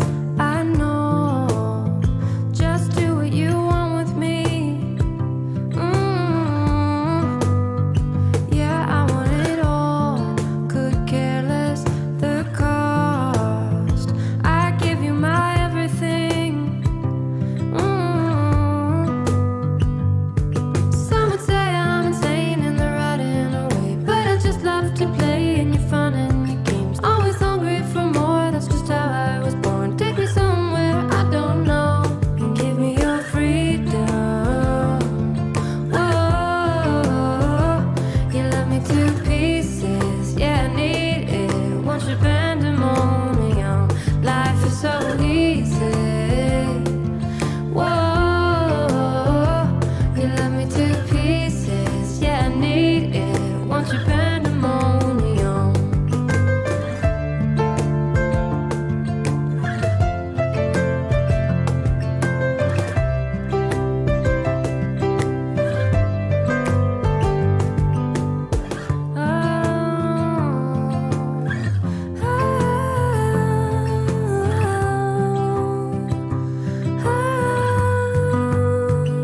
And give me your freedom. Whoa, yeah, to pieces. Yeah, I need it. Want your pandemonium. Life is so easy. Whoa, you love me to pieces. Yeah, I need it. Want your pandemonium. Oh, baby, I love your madness. It's so incredibly beautiful. Oh, you shine like gold, so selfless to all, and wild like an animal. Oh, some would say I'm insane in the right and the way, but I just love to play in your fun and your games. Always hungry for more, that's just how I was born. Take me somewhere I don't know and give me your freedom. Whoa, you love me to pieces. Yeah, I need it. Want your pandemonium. Life is so easy. Whoa, you love me to pieces. Yeah, I need it. Want your pandemonium.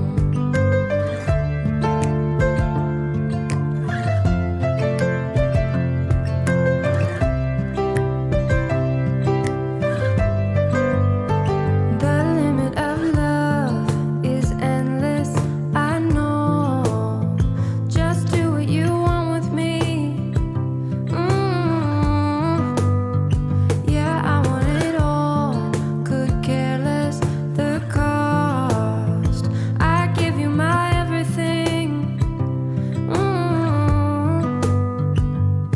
Some would say I'm insane in the right and the way, but I just love to play in your fun and your games. Always hungry for more, that's just how I was born. Take me somewhere I don't know and give me your freedom.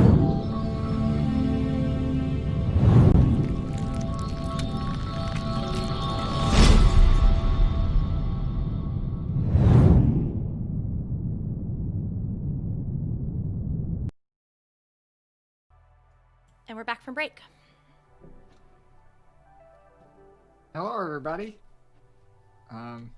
Mara informed me that they almost put up the Sunsets on Summer live stream, so I considered coming back with my best Ragna impression. Can we but hear it I- anyway? No. Maybe in fourth watch. Maybe if anybody remembers this and asks me to do a Ragna impression in fourth watch. But anyway,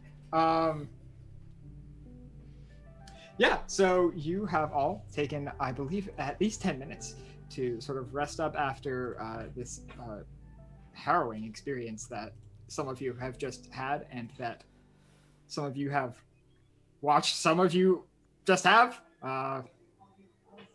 But yeah, what would you like to do at this point? Well, are we ready to keep looking around? We still gotta find the protomatter, as well as figuring out how the hell we're getting down. How big do you think this place? It's huge. We're never gonna be able to get through it all. We've just been through. What if there's more of what we just went through? I think that maybe getting down should be priority one, as much as I don't want to return empty-handed. It's not going anywhere unless something happens with it and it goes flying off. Well, I know that I can make it do one thing for us. That crystal that we found. What there- do you think? Go ahead. Do you have an idea of what it should be? I mean, ultimately, it's your choice. If we can't find another way to get down, then... Alex, were there other things on the monitors, control stations, besides the two buttons? Oh yeah, no, this shit's full of like weird, complex shit. You know, it's a miracle that you were able to discern the two things that were being discussed as buttons in the first fucking place. This place is immensely complicated. When I was rummaging and scavenging and going through the drawers, so to speak, did I find a manual? Not in any language you would be able to read, or that you would be able to learn. Fair. It would be a maybe millions of years dead language. But was there a manual? No. Damn it.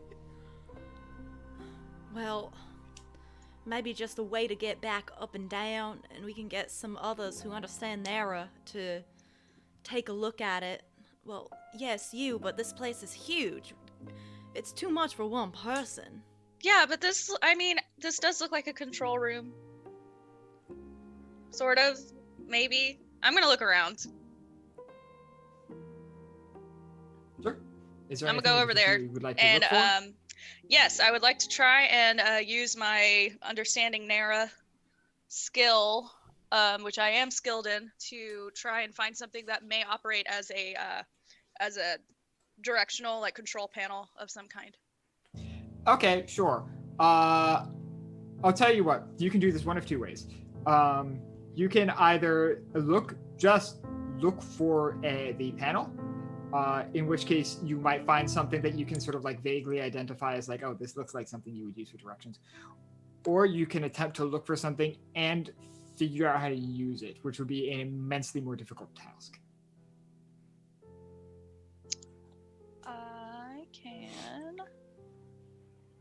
I have a thing. Okay, I would like to do the second one because I have an esoteric called Machine Interface from the panel on the back of my neck. Costs 2 intellect points. The difficulty of discerning level, function, and activation of powered Numenera devices that you touch is decreased by 1 step for 1 minute. Okay, sure. So then why don't we call this, I was going to call this a level 7 task. So you have brought it down by 1 level to 6. You can spend intellect effort to bring it down to 5, in which case That is happening because I've got an edge in it. And you could also use a skill, Understanding Numenera, so that will bring it down another step to 4. Challenge number 12. I also have a point of effort. Yeah, that was including the point of effort. Oh, right. Okay. Okay, cool. Let's do that. All right. Which dice do I want to use? I trust you today. Okay. Famous last words. That is... I'll have you know that is a 17. Okay, good. All right. Thank you. So, I take that. it certainly takes some looking because this place is kind of weird. So, the control hub itself is really big. The area of this thing is probably larger than the area of your entire settlement. down there. Verve was fortunately sort of quasi-led to this particular area, which is like the very main, very most central control room. But in this place, you are able to find something that sort of kind of... Well, actually, I'll tell you what first. Why don't you explain to us how your ability there, how does that look to everybody around you? At this point, Rashiel just wants to get on the fucking ground. Not a big fan of heights, not a big fan of knowing that, like, eventually we're gonna have to settle, and I don't want to feel, like, the G-force of being lifted more. So Rashiel at this point doesn't care if somebody looks over and sees her interfacing. She's just gonna do it. So she just kind of, like, pulls her scarf to the side and, like, pushes her hair to the side and interfaces with the thing on the back of her neck. To, I suppose, locate whatever it is that we're finding right now, and she can kind of hone in on it, I think.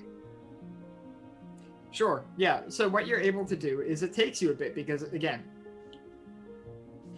the vessel has been activated. It is on, but it's not fully operational. There seems to be one or more important steps that are being missed. But broadly, you are able to find a sort of like weird panel almost, with most of the things here are some sort of terminal with these like strong glass displays and other sort of like, some of these are sort of like these projected light sort of things that you interface with these sort of three-dimensional hard light type constructs. But one thing in here is very much a physical set of controls, and you're able to determine that that is the sort of navigation system. Processing, it's got a bunch of weird like valves and switches, and like a bunch of weird information is like sort of scrolling past in languages and numbering systems you can't really read. But broadly, yes, you have found the sort of control system, and you have that crude control over the location of the ship in 3 dimensions.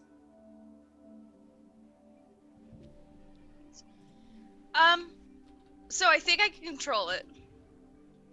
I think I can get us down. Like, safely? I think I can get us down. That is amazing. And better than any other options we got right now. And we didn't even have to make a deal with our data clones. I think I can figure out exactly how I can do this. Are you able to get another, maybe a secondary entrance? Or... Well, I'm thinking if I can get us just not up in the sky, maybe I can save the crystal for making us a better entrance so that we can come back. Oh, but if you lower us and we're not on an angle, the others might be able to just get in the entrance we entered anyway. That is true. All right.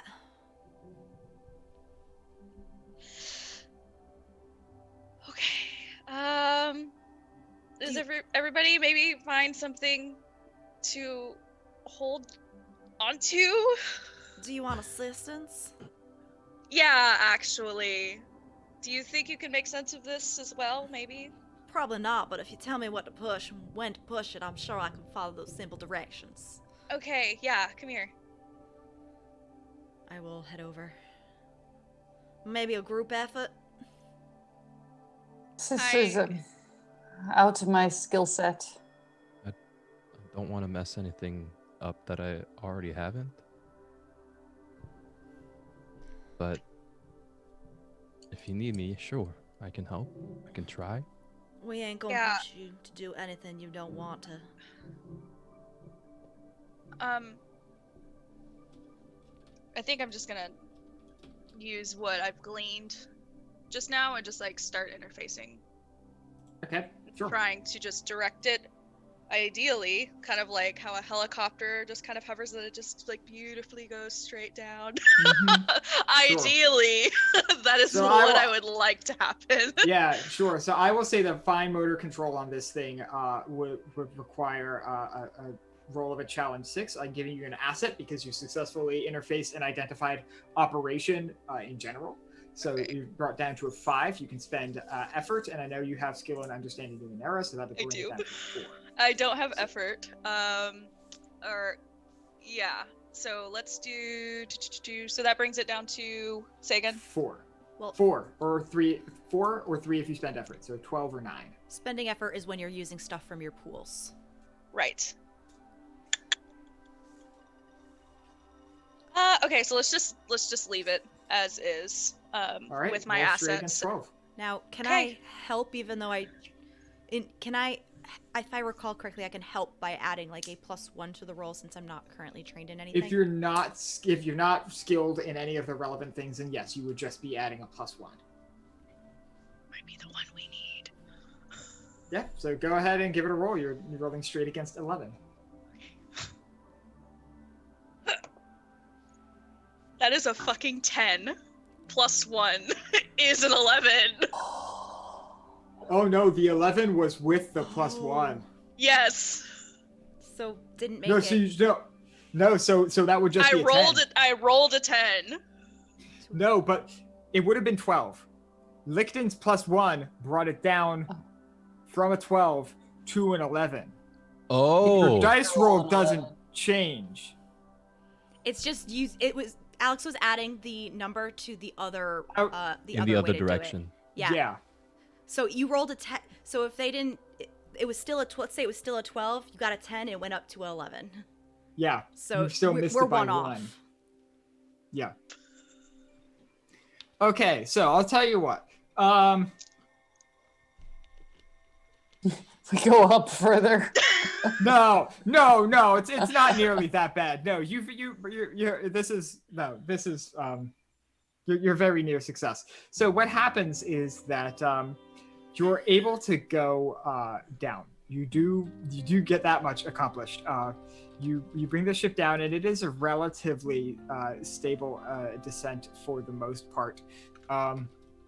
However, you realize on your way down, because you've got a bit of time to sort of process what's going on around you, you realize like as you're going down, you're like, oh shit, I'm going down too fast.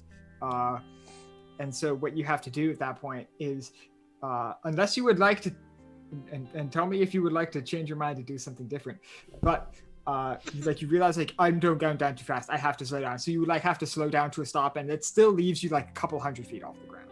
Seth, You know what, it's I'm okay with- octopuses again. I know. You're not like can see the edges of the jungle high up. Like you can probably see birds flying around on your level. But you're still fairly far up. I'll say that you're like the sort of dangling solar crystal apparatus type thing. That's probably like maybe 100 feet off the ground. And that's that's at the bottom of the beam that you use to climb up here. So I was heavily considering spending an experience point to reroll, but I don't want to do that. I think I'm okay with it just like going down and not crashing, and being closer to the ground. So I think that like when she realizes that like, okay, cool, we're doing the thing. Oh my god, no, wait. Then she's just like, oh no, fuck it. It just like stops interfacing with it. It's like, okay, that's it. We're gonna crash. Oh, yeah. I don't want to crash this thing. Yeah. So, Sorry, yeah, this is as close as I can get. You have descended very significantly. This is as close as I can. I can't control it like smoothly. Okay. What's the final range we would need to get to the ground safely? From this angle? Or Don't quote me on this for any future episodes because I'm really bad at distances, but for now I'm gonna say maybe like 600-700 feet. So significantly above the tops of the tallest trees. Yeah, you're significantly above the tops of the tallest trees. the beam thing goes all the way down to probably like very tall tree level. Hmm.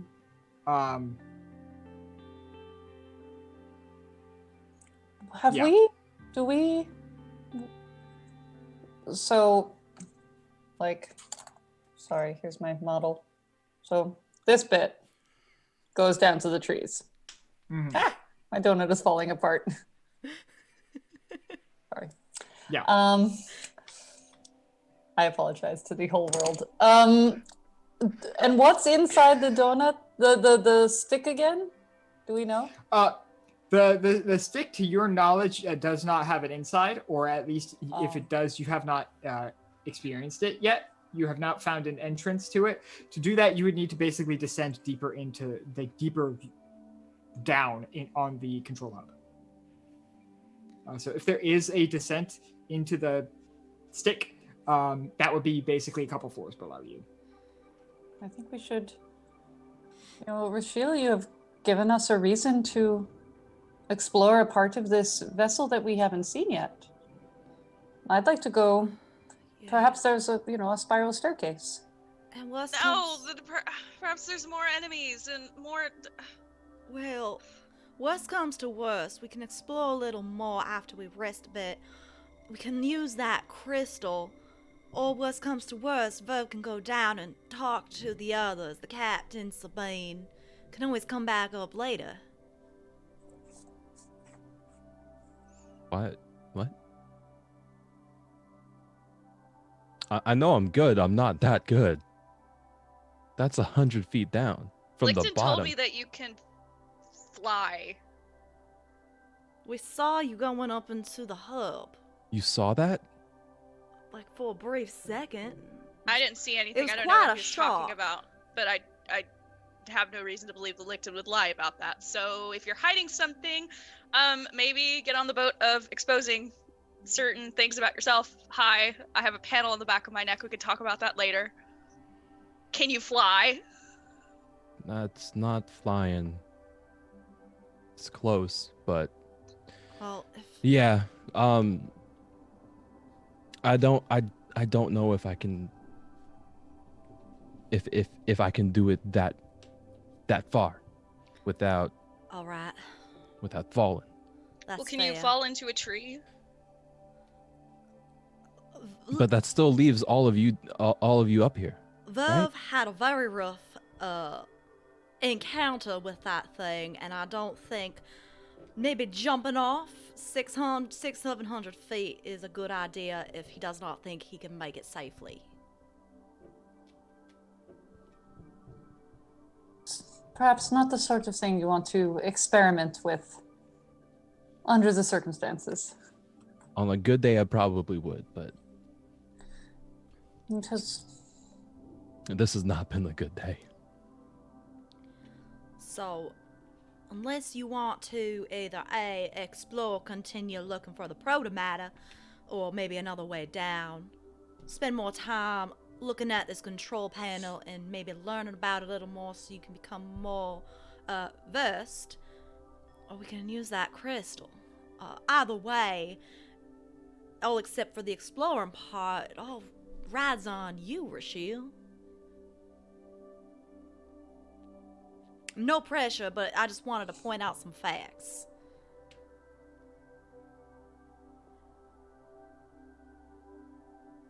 I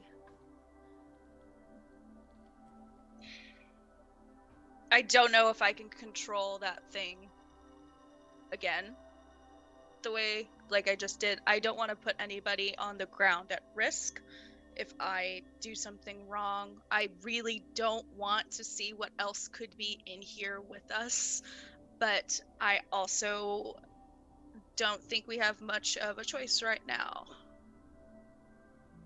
GM, were the copycats of Verve and I, were those the presence that I felt before?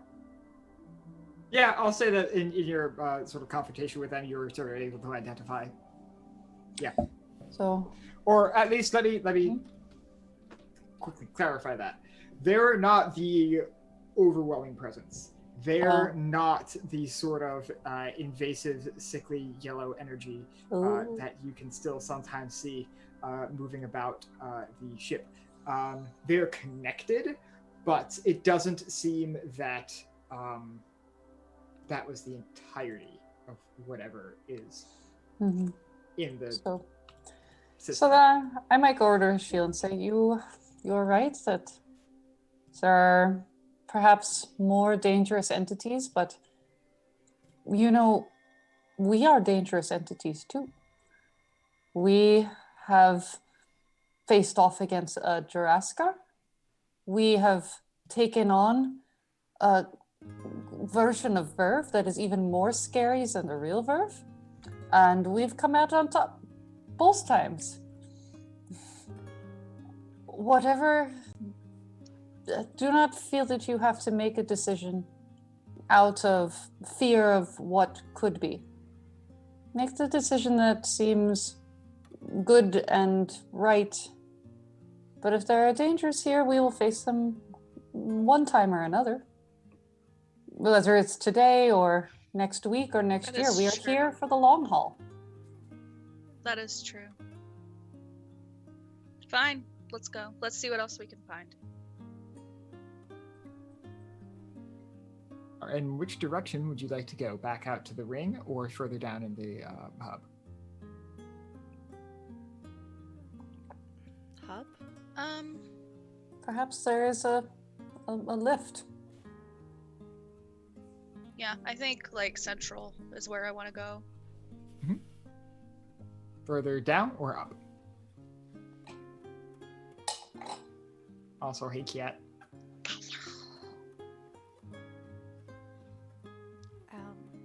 Do we want to go up or down?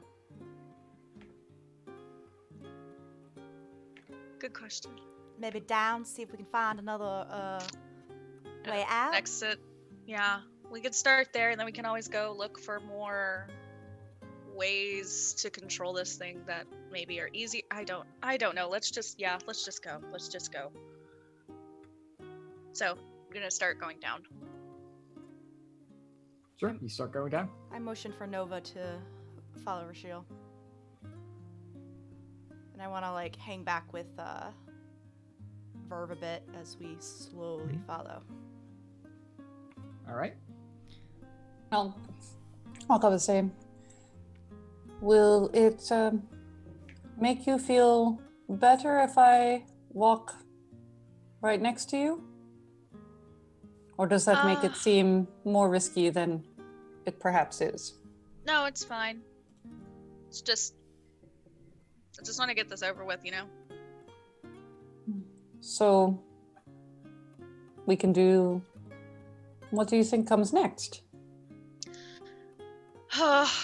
If we're lucky, we stumble upon some protomatter. I have no idea how we're going to get it anywhere, but at least we'll know it's here.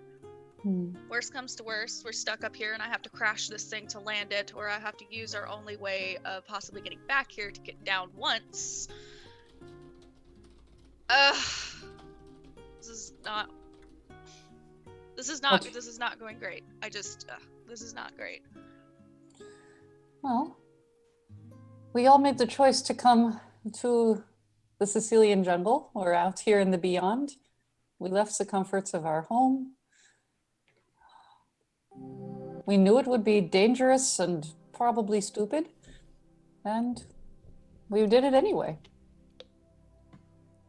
I'd say things are going more or less exactly to plan. I wish I had your optimism. Well, insofar as I don't think any of us had a plan exactly. This wasn't what I had envisioned, but I think what I had envisioned was a sort of, swirling mass of maybes. None of us really knew what to expect. Yeah, I guess I just still don't. I don't like it. But let's go get it over with. As that conversation is going on, I'm kind of trying to like slow Verve down a bit as they go on ahead a bit. And I kind of like look at you. Are you all right?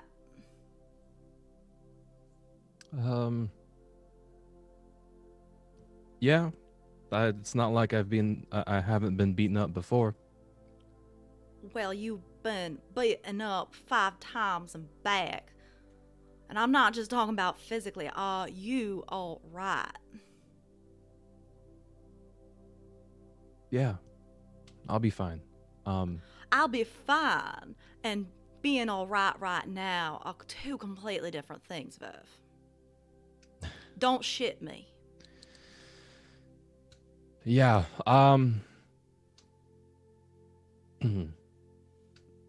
It was scary not being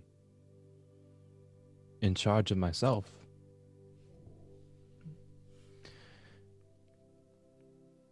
To be honest, that was the scariest part of it.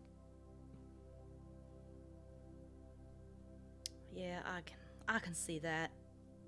Not having any hand in what goes on and what's gonna happen, so no, I get it. You can be alright though. Yeah. Well, you know I owe you a lot, so if you need anything, please just let me know.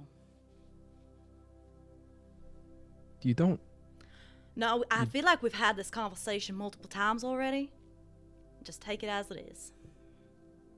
No. Licton, I don't understand. You keep saying that you owe me. You don't. I do. I don't understand why I don't. You literally saved my life, so I think I owe you a whole damn lot. You keep looking out for me. You keep worrying about me. I don't. All I did was open a door for you. That's not much of a favor. Well, it certainly meant a lot to me, and it certainly meant a lot to me, alright? And it would make me feel better if I can repay you back in some way. And if that's looking out for your well-being so you don't, keel over, so be it.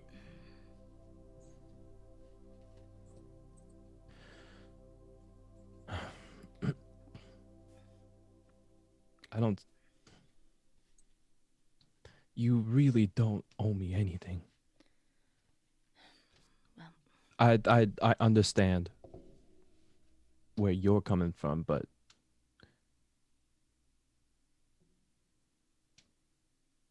you have this sort of debt to pay, this responsibility. Just know that you don't.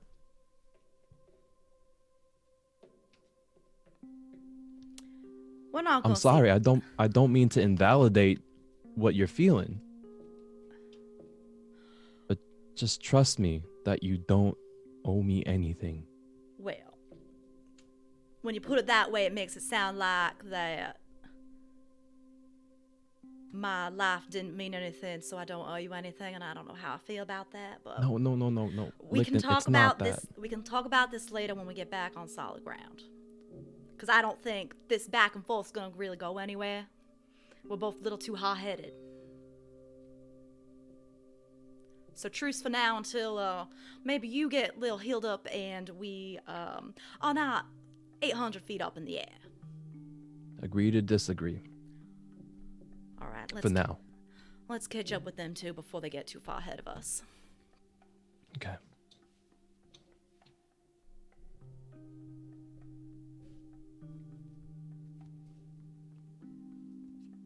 All right. So, a few things happen broadly because I think we can accelerate this a little bit because plot twist, you're not in any danger at the moment. I'll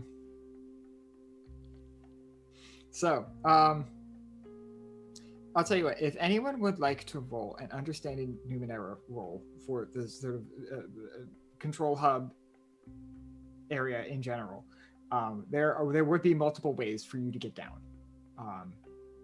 Shall I?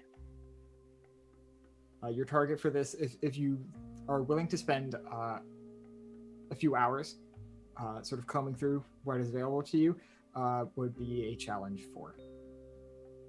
And then you can Down. spend intellect and skills. So if you have understanding Numenera, that would be a 3. I do. And then you can spend intellect or not for 6 or 9. I have plenty of intellect, so I'm going to go ahead and spend So can from that pool is anyone and just gonna bring it on help? down. Is anyone gonna help? All right. Go Because ahead and I roll. don't think I'm not Target doing number anything. 6. Yeah, sure. Let's see here. So that's Is Nova or Verve gonna do anything to help before you roll, Rashiel? I don't think I can. There's nothing in my things that can, unless community fix accounts, but I don't think that will. Not quite. Yeah. That's way too on solid ground for that one. Yeah. My flex skill only applies to my own tasks, right? No, that's just skill. Oh, great. Then my flex skill. Yeah. So I have understanding Nera. Mm-hmm. So that'll bring it down to 6 or 3. The only caveat to that is if you do that, Licking cannot help. That's fine. Oh, okay. One person can help at a time. That's fine. Sure. So 6 or 3, depending on whether or not you spend the intellect effort. I did. All right, 3. That is a 19. All right. So you generate a minor effect. Is there anything in particular you would like to do? Hot damn. In either in addition to searching, or to qualify or what sort of descent you might find.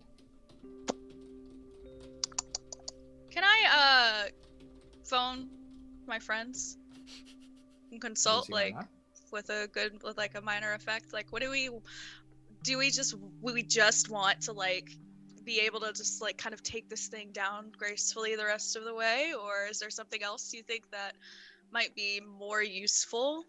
I thought, let me see if I've got this straight. I thought when the down is not so much the ship, bringing the ship down, but finding a way down into the axle or the stick. I don't know what we're calling this thing. I think a safe way. Yeah, this was It's a path further down into the control hub. sure. So this was a sort of generalized role to try and find something in the control hub to help you get back down on solid ground. Oh, Whatever okay. path you take, My mistake. especially since you have generated a minor effect, is now up to you. So what sort of way of descending would you like to find? Would you like to find a way to keep the ship at this level and go up and down at this point? Would you like to find a single way down right now? Would you like to bring the ship lower? Like that so what you are looking for is up to you. If that makes sense. Yeah, it does. I love the idea of just bringing the ship down further, of course, because that makes sense. That's what we were trying to do. However, there's a part of me, Seth, not Rashiel, there's a part of me that really likes what Nova said, or she's like, maybe we'll find a staircase. What if we find a fucking spiral staircase? Like, wouldn't it be cool if this middle was like telescoped? Yeah, it's just like Why is it so long in the first place? Like, We don't know. although I mean that is like 600 or 60 feet of stairs or something insane like that, which is ridiculous, but I don't know. I thought I would throw that out there because I thought that would be funny. also, why did we move so quickly in the hallway? There's something weird about distance on this ship. Yeah. I think bringing it down gently and safely. Yeah. We can probably use the black crystal thing to Easy give us access another later. entrance. Yeah. Yeah. I'm there, right there with you. Yeah, and even then, if we come down horizontal and parallel with the ground, we can just go in the way we came. Mm-hmm. Now, All right, now so yep. we're gonna do that then. We're bringing the whole ding dang ship down to the ground. Okay, sure. So I had not considered this before. However, I like the idea that the solar apparatus is to some extent telescoping. So what happens is you bring the ship down. You go back up and you're like, you've to some extent like seen enough down here where you don't really necessarily find anything else interesting, but you get so much of a better idea of the vessel itself sort of going through what there is to see. Because there is a lot to see. There are as you keep going around, because like again, this central hub area in and of itself is massive. You get to entire floors just full of terminals and controls and long lost technology that you can't even begin to really guess at the sort of function of. There are one floor in particular you get to, and it almost looks like these sort of, it almost looks like a library in a way. There are these sort of like just sort of rectangular sort of towers that just go what seem to be the entire floor, no walls, just almost going on endlessly. And if you were to poke around a bit, Rashiel, you would notice that there are sort of places for things to like plug into these. It seems like all this stuff is just full of data and information to some extent. You get to what seems to be a weird sort of room that you don't really understand. It's weirdly like curved almost. So rather than like everything else is like very sort of flat with square walls and things like this room is weird because the floor above this is flat. The ceiling on the floor below this is flat. This room itself is sort of like bent outwards, like a sort of like a that shape, like a this shape, like a sort of weird elliptical cross section. And in the center, there's this large, it's like an outline of a sphere. That you can see like the top like part of a sphere, like the cap of it, and like a bottom symmetrical sort of cap almost. In the center is like completely open space, open air, except it's just full of like almost three-dimensional static. It's like weird, very clearly some sort of data interfacing is meant to go on here, but it's burned out, not functioning, something along those lines. But broadly, you are able to determine that this entire sort of central hub, like, yes, this is for, moving the ship in 3 dimensions, but this is also full of just information. But the more you sort of explore, the more, especially you, Rashiel, in particular, something just sort of seeps into your mind. It's almost a weird sense of understanding. It's like when you're in like the 5th grade and you learn about osmosis, and then you put the textbook underneath your pillow to try and passively study for your test. It's like that, but if it worked. There's just something, a weird intuition that you're sort of able to cobble together as you spend hours exploring this vessel. And as you head sort of back up to the central control room, you are able to sort of interface once more, and you're able to do a couple of things. You bring the ship down to maybe about 200 feet off the ground. The entire outside, from the outside perspective, from you, not a whole lot, like you feel sort of shifting and sort of like, it's like you're on a large elevator. You feel a sort of shifting, but you're in the same place. The entire control hub sort of collapses onto what looks like on the outside as a single floor. The similarly, the solar apparatus and there's a large antenna on top of the control hub. They both sort of telescope in and fold in, so now you have this sort of nice circular donut thing with spokes into the middle with this very sort of flat control hub. It's all very neatly three-dimensional now without any real elevation change on the top or bottom. And as you're bringing it down, there's like almost a tickle in the back of your mind, because I'm assuming you're mentally interfacing with this thing at this point, if you're interacting with it like you did last time. And pursuing this sort of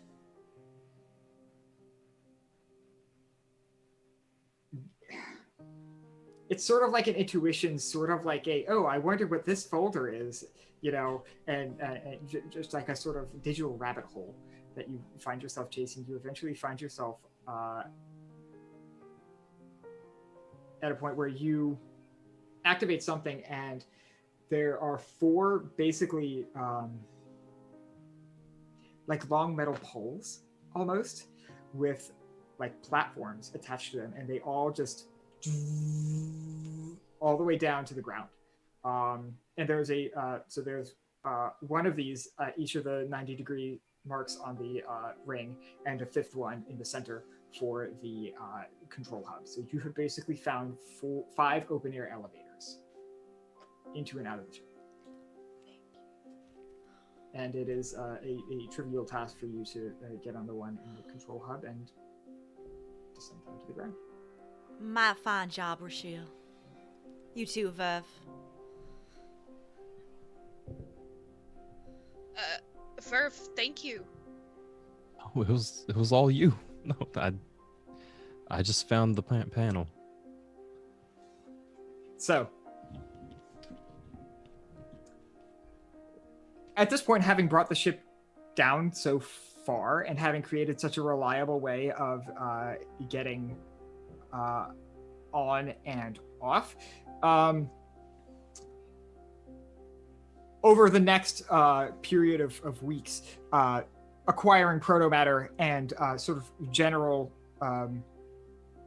hyotum necessary to create the settlement, you are create a more stable, more livable, just overall better settlement.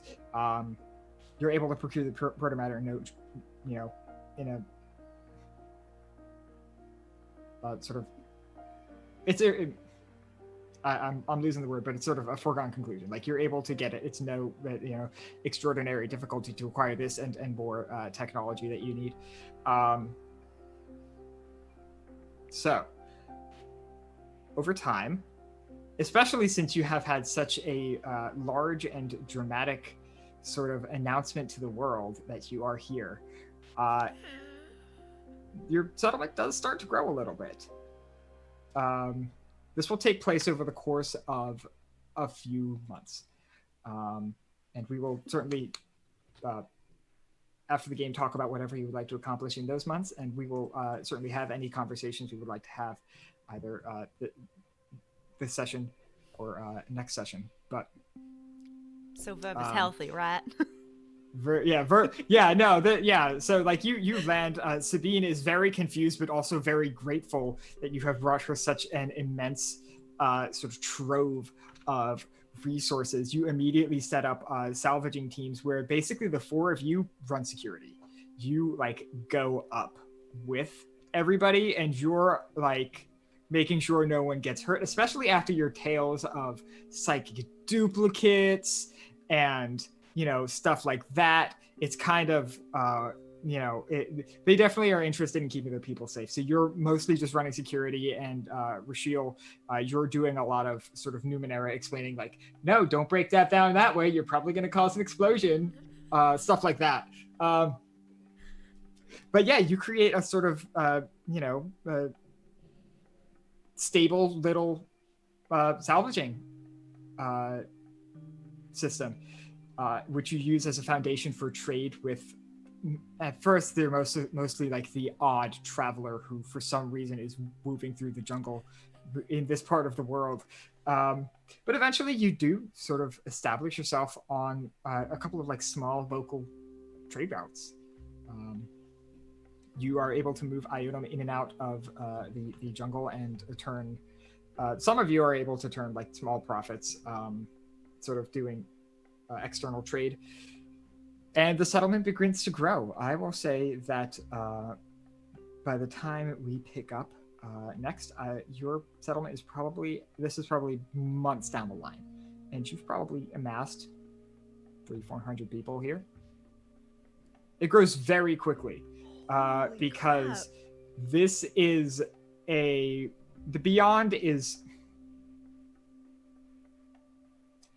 if you can make an impression in the beyond, you attract, it's like moths to a flame. Like there are people out here, and sometimes there are these small groups of like 20, 30 people, and suddenly if they see, on the horizon, this giant spaceship donut thing, like what's that? And sometimes you'll have an entire village just make a trek out to see what this is. And if they find out, oh, this is a stable salvaging operation that's low risk, it's not full of like murderous robots or something like that, like, yeah, you're able to attract a pretty decent size settlement relatively quickly. I think after we get down and reconvene with like Sabine, the captain, and some others, I'm just kind of like looking up at this thing. This is something amazing. This massive remnant of one of the other 8 worlds. Why do you think that we name our little summit Remnant? I like it. Just like the people that live here. Something to remind us of what we were and give us hope for what we will become. I like it. I like the sound of that. Welcome to Remnant. Oh, me? I'm from Remnant. Hey, don't mess with the remnants. Don't do it. That's one way We to put remnants, it. or should we be Remnites? Maybe we should figure it out when we start making an impression. I think we've think we made an already- impression. Oh, it's only gonna get bigger. So, we are from here now. Unless you don't I- want to be. I think this is ours if we want it. It feels good to be from somewhere. And to be from somewhere together.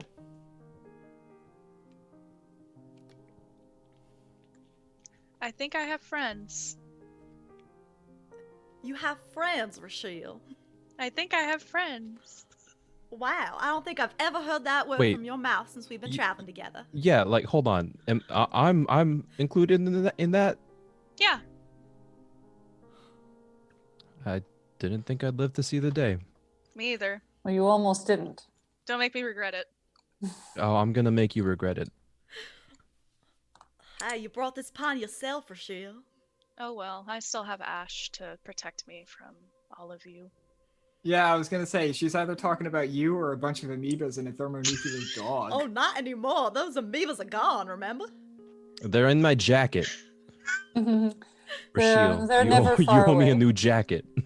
You owe me 5 new amoebas!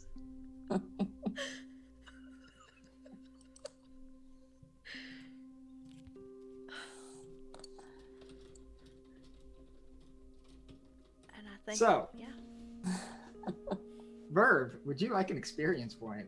Or 2 experience points, one for yourself and one for somebody else. I would love an experience point. I would love it Alright, so who- much. Who would you like to give it one to while I queue up some more? Oh dear. Hold on. I would like to give it to Nova. As we went through that weird clone thing together. The Clone Wars. Yeah, the Sure the thing. clone battle. The clone Copycats. minor fight.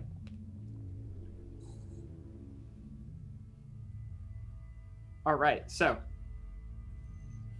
you have had, like I said, a solid stream over the past few months of people coming in, and your town has gone from the sort of ragtag collection of mostly wooden structures with the occasional bit of scrap metal or odd shaped plastic to now these are mostly sort of fabricated metal structures created out. The hull itself of the ship is too hard to effectively salvage.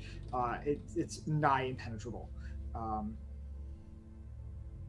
but you're able to find enough metal and other materials inside the vessel that you can sort of scavenge to make more proper structures and all of that, which is just to say that you have a relatively larger settlement at this point. At some point, much later down the line, months down,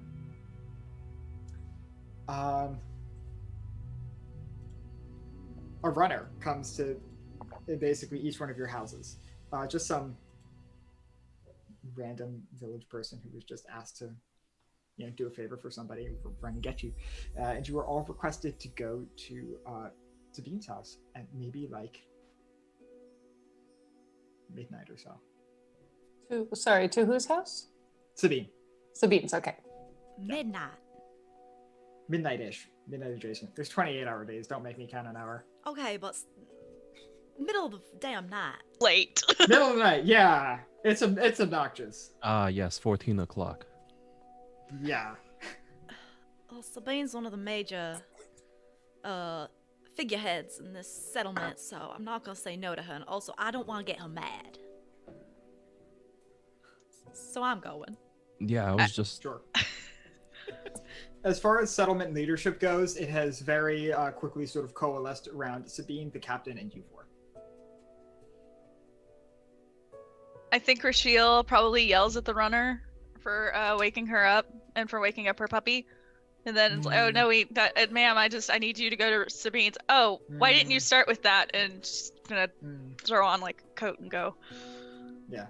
I will also say that, Rashiel, getting your pliable metal for Ash was also sort of... I was going to ask about that. Yeah, yes! A given. So, yeah, Ash is still needs to probably sleep in some sort of refrigerant, but is capable of following you around for most of the day. Hey, come on, baby. We're going to make a midnight trip. Sure. To Auntie Ash Sabine's. Sort of gets out of whatever freezer he sleeps in. Oh, it's like a fucking throne. It's nicer than my bed. The runner would have had trouble looking for me, as I am probably sleeping on the roof. Mm-hmm.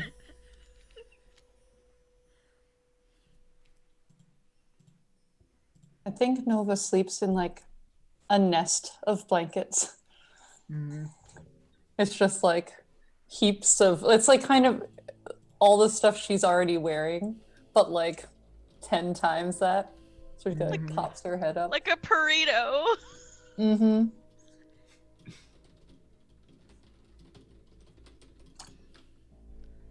So, you all head out. Finding Sabine's house is not a problem. You probably spend a decent amount of time there, as that's sort of the informal, like, town hall type place. It's where you and the captain and she gather to sort of talk about anything that needs to be talked about. Sort of, you assign a lot of the work that needs to be done with respect to scavenging. I can use words. Scavenging and stuff like that. So this is like a place that you're pretty familiar with. You go inside, and you see, unsurprisingly, you see the captain there. This is sort of like a 2 or 3 room little house. There's a large sort of generic sort of common area that's kitchen, eating area, and place to meet and talk all in one. Sabine herself is there, obviously, and there's an unfamiliar face. This tall, thin woman. She's got sort of asymmetric black hair that's all sort of pushed to one side, and then on the other side of her, sort of like probably like here-ish, which is not covered by hair, interestingly enough, there's a large like either scar or marking or some sort of design. It's some sort of intentionally created mark on this person. It's a sort of weird, sort of curving, twisting shape, kind of like a brand. Yeah, although you're not able to determine necessarily if this was like burned in like a brand, or but like you could kind of. It's kind of similar in aesthetic and potentially general principle. Yeah, so this tall, thin woman, she's in this like dark blue, sort of like traveler's clothes.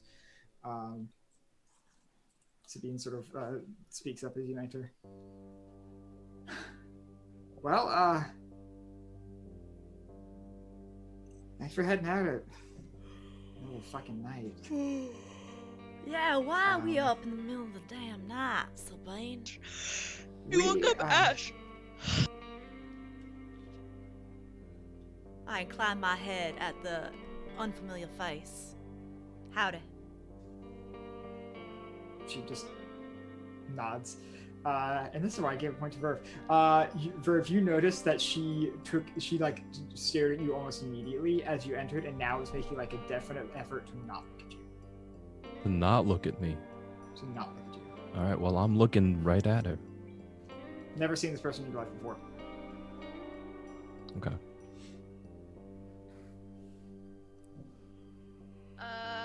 Why are we here? I just had a very insightful discussion with this young woman, and I think she should probably. I think you should probably hear about this as well. She sort of steps aside and gestures an arm. If you have news for our community that cannot wait until morning, then out with it. She sort of like keeps like tossing an eye towards Verve, but I would say this is obvious enough that you're all able to figure it out. Like, Does excuse me, ma'am, I understand Verve's attractive, but it is kind of rude to stare. Yeah. But you can keep doing it. No, it's nothing. Your thing. You've attracted some attention, and it's not great. There's a group of raiders, bandits, just marauding murderers, honestly, that they're very interested in the ruin you have flying above you and all the money it's making and all the things that might be inside, and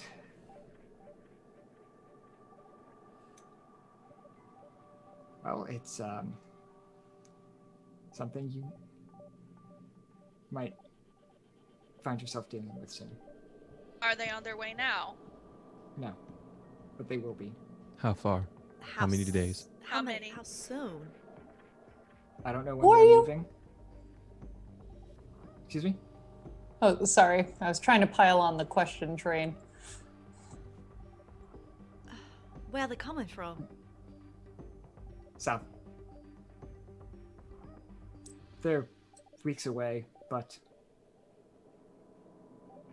they're interested.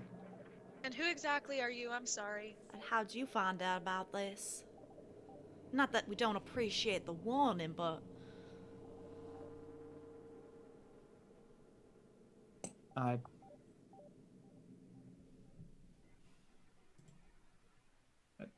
came up from the south. I'm sorry. I didn't catch that. I was coming up from the south. I'm just passing through. And your name? She sort of like very intentionally looks away when you say your name. Everybody has to have a name or something that you are called. And why do you keep staring at our friend? Look, I don't have a fucking name, okay? Well, then what do they call you? What is something about you? An identity. Everybody has one of those.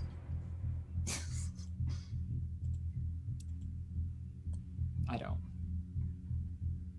That is Yes, very at this point, strange. if anybody, I would say actually that the only person who might have any experience with this sort of shape that is on the sort of design on the face of this person is Licton. This is sort of something that you might know as someone who grew up in the Beyond. So if you would like to attempt to figure out, piece together what's going on here, and you said could attempt to roll. And I don't know what I'm rolling against. I would say this would be level task level 5. It's not hidden information, but it's not like commonly known. It's not like taught or anything. It's something you would pick up from like an odd trader or like a story. And I would know because of the like brand-like thing on the side of the head. Especially with this discussion about, do you have a name? No, I don't have an identity, stuff like that. Can I? So I'm looking at him, and I'm just racking my brain. Can I use a intrusion and spend one Player experience? intrusion? Player intrusion for 1 experience point, please. Okay. You know what? I will say sure, you can do that. What I would like to do is I would like to use one of my Jack player intrusions called Familiar Insight. You know this Alright. person or have heard about them from somewhere well enough to give insight about their motives/intentions and how to best convince them to see things your way. You might know the right words, posturing, inflection, amount of emotional manipulation, etc. But I'm mostly using this for like, do I know them or like who they might be or be working with, and depending on how the conversation goes. Sure. You don't know who this person is as an individual. You broadly know that this person is sort of marked with a design that is associated with a sort of figure in the beyond known as the Changing God. The Changing God is known as such because he's referred to as a he. Is sort of this figure that most people, his age is up for debate. Some people say he's about 100. Some people say he's about 200. Some people say he's about 1,000. Some people say he's about 10,000. It's unclear. But the Changing God has lived this long because he manufactures bodies for himself. And when he is done with a body, he discards it and uses a new one. Not all the bodies are used in the same way, and a lot of them die when he leaves them, but some of them don't. And the ones that don't are these people that are referred to as cast-offs. And they're just these bodies that wake up one day without someone else inside them. They're just these manufactured people that for most of their existence don't have any sentience or anything like that. And suddenly they just find themselves as like these grown-ass adult people in the middle of nowhere because someone discarded their body, although they made the body in the first place. It's weird. This person, you'd be able to put together, they're probably a cast-off. Would I have any idea on why one of these cast-offs would feel so inclined to bring this information to us? Hard to say. No one really talks about who the Changing God is as like a person. So you don't know if he's some sort of benevolent force, some sort of unethical scientist type figure, or worse. It's just unclear. So you have no idea really what kind of person this might be because you don't know what kind of person the Changing God is. Maybe not so much grilling on who they are or who they might be. It ain't their fault. I can explain later, but thank you very much for bringing this information to us. If there is anything we can do for you, or if you need a place to stay, maybe make a life for yourself here, you're more than welcome to join us. We got a lot of odds and ends people in this little settlement. And the information you brought us is mighty appreciated. You can take my room. I was sleeping on the roof anyway. Do you sleep there when it rains? No. Licton, the cast-off makes a very pointed eye contact at you specifically. I'll think about it. Well, you're welcome here. And thank you for letting us know about the raiders. Well, we knew this was going to happen eventually. But we have time to prepare. We might need to go back into the donut and look to see if there's anything, useful for defenses. You mean the vessel? That's what I said. It's not. Well, we have enough people here that we can kind of. I mean, I'm pretty sure I can whip a team into shape and build some defenses, if need be. People don't become But capable of if push warriors. if push comes to shove, I never used. Do you guys remember when we were first in the vessel when I found that crystal and like we never had to use it because we found another way out You Right. found when another way everything out. folded? You think this is it? This is the time? I'm just saying if it gets really bad, we have that option. Well, and we've never been able to think of how hard it was for us to get in. If we feel for the lives of our community, we can take shelter inside the vessel, pull up the lifts. And Licton, you lived in the Beyond for some time, didn't you? I think I remember you telling me. I grew up in the Beyond. I'm sure you know a little bit about using landscapes to your advantage. I think we could use this jungle for us. Don't we also have a Jurassic friend? I was about to ask if you wanted me to talk to a little friend.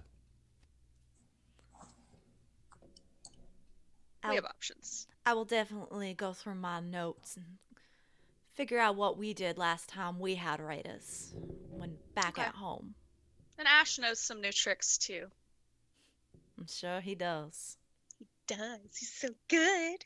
So the captain pipes up at this commentary. You damn dog better finally earn his keep. That was the deal. That was the deal we made. Did you know it? She knows it. You didn't have to make does. that comment. Shut up. Anyways.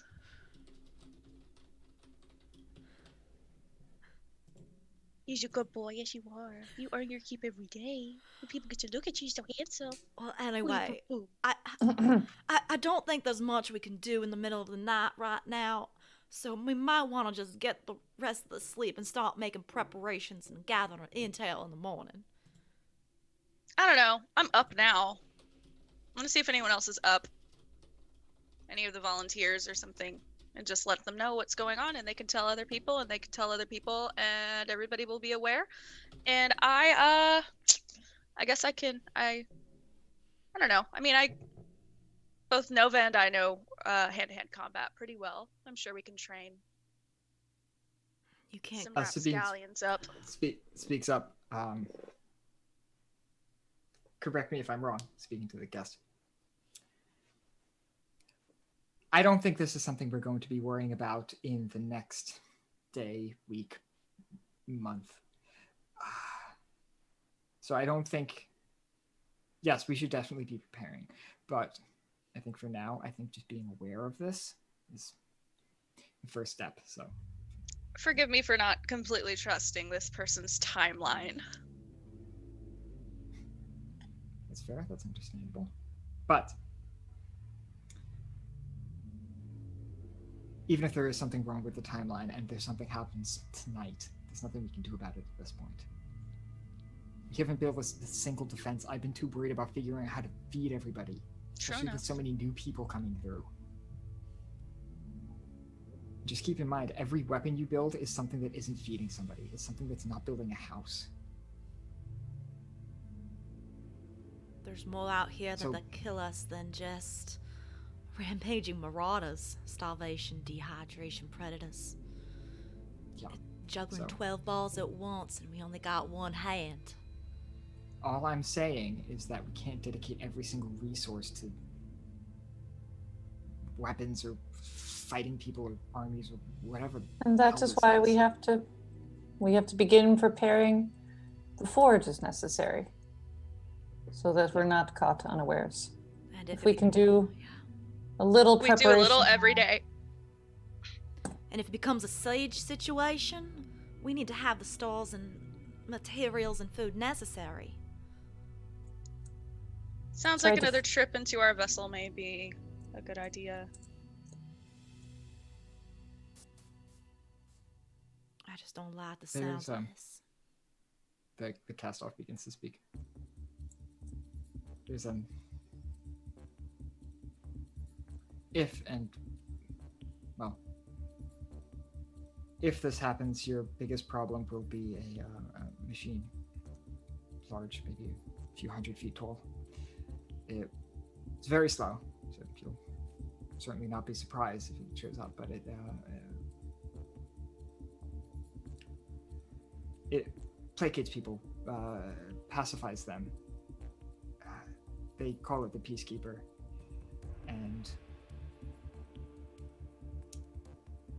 in the Let me guess. sort of aura, it pacifies everybody, and they don't really resist what comes next. Lovely. This is an Peacekeeping additional my wrinkle. ass.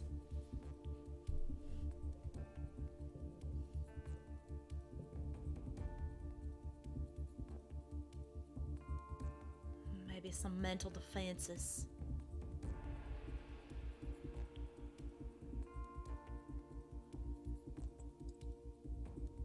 Is that something you think you can set up, Sabine?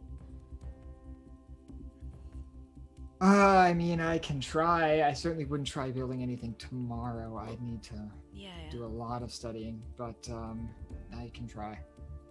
Never had to build any mental anything before.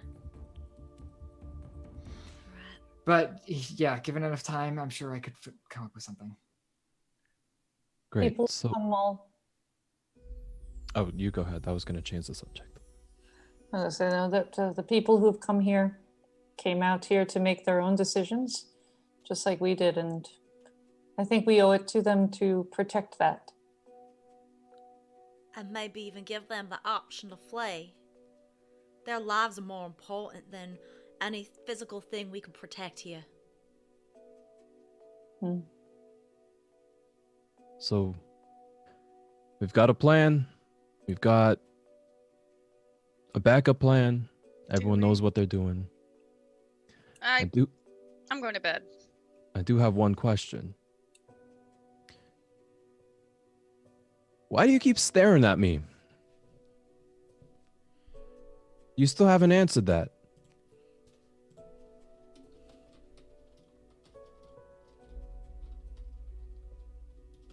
Okay, so you notice that sort of she shoves one of her hands into her. She's not like in the act of doing anything or pulling anything up, but she's definitely sort of preparing herself. And this is very obvious that she's sort of getting ready for if/when something go down. Your name is Verve, right? Yeah. Yeah. I've heard about you.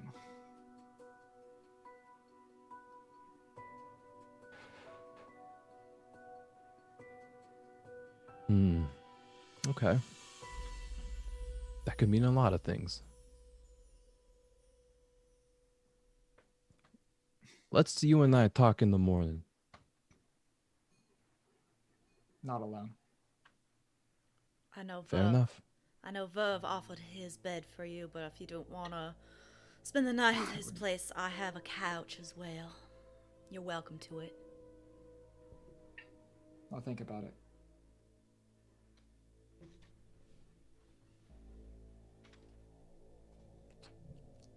I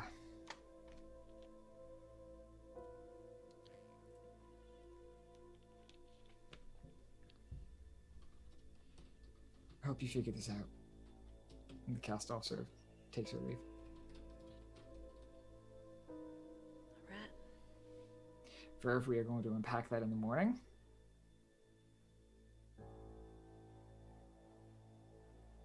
Wait, hold on. Was that the GM or was that Sabine? That was talking? Sabine. Okay.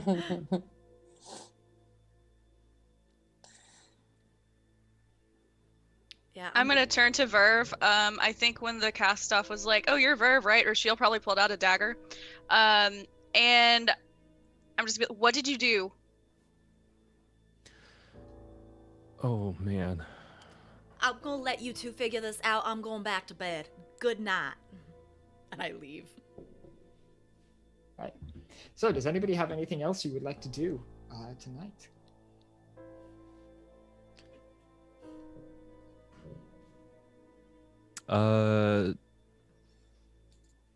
To answer Rashiel's question, what did I do? I've got something to tell everyone in the morning.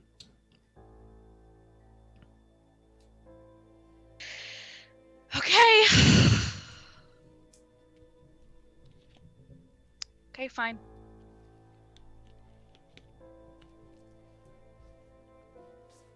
All right, and I think that sounds like a great place for us to leave off.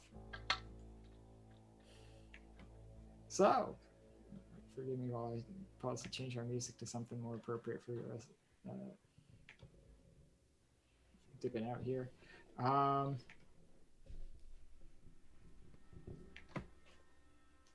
Great session, everybody. Oh, I know I had a ton of fun.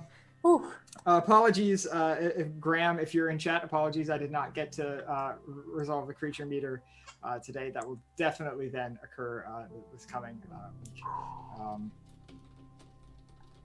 So yeah, I think right now what we can do is we go around and quickly introduce ourselves, and give our sort of where you can find us on the internet, what else we're up to, and mention our favorite parts of the session. But first, actually, I'm going to quickly inform our cast and inform our chat what sort of creature we experienced today with respect to the mental duplicates. So, Verve and Nova were infected by these creatures that are, I'm not even shitting you, called weaponized memes. Wait, what? What? Yes, I'm not even shitting you. The first Numenera Bestiary 1. Did you wait? Meme. Which came first, Twitter or this? I don't know. Numenera itself came out in 2014. Oh yeah, then for sure Yeah. Twitter came out first. No. I'm still in character. Isn't your handle weaponized meme? Isn't that you? Yes. No. Yeah. This is based on that creature because I just think weaponized meme is like the funniest shit. But no, the weaponized meme is a sort of psychic projection based on information taken from the data sphere. It is an idea that is unto itself dangerous. That's so and cool. it infects people with the goal of one or two things.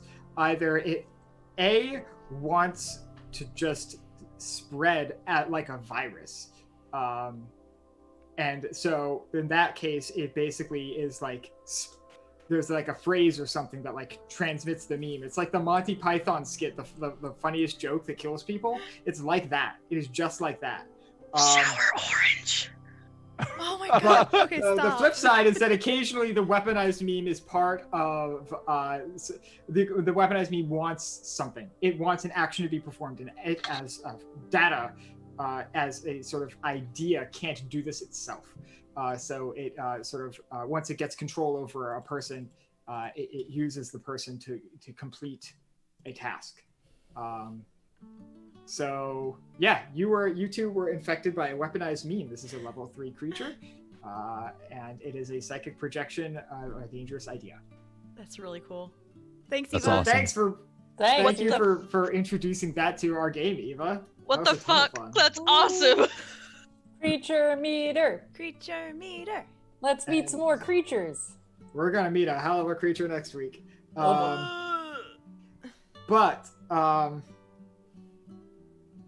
Anyway, hi everybody. I'm Alex. I had the very distinct pleasure of being your GM tonight. I had a ton of fun with this session. You can find me on Twitter at axolotlpure. I believe my username is still weaponized meme, because that is just the funniest combination of words you could put together. And yeah, when I'm doing this, I play a Dungeons & Dragons game on Sundays, starting at 4 Eastern, with some of the lovely people you see before you on screen, like Kappa, and some of the lovely people you see before you in chat, like Eva. And that's a super fun game. So definitely, if you have spare time on Sunday afternoons and want to see some D&D, come watch that. It's super fun. Let's see, favorite part of the session. I had a lot of favorite part of the session, but I think one that stuck out in particular was Rashiel apologizing to her babies before consuming them and using them as liquor. That was just fun. I just like that.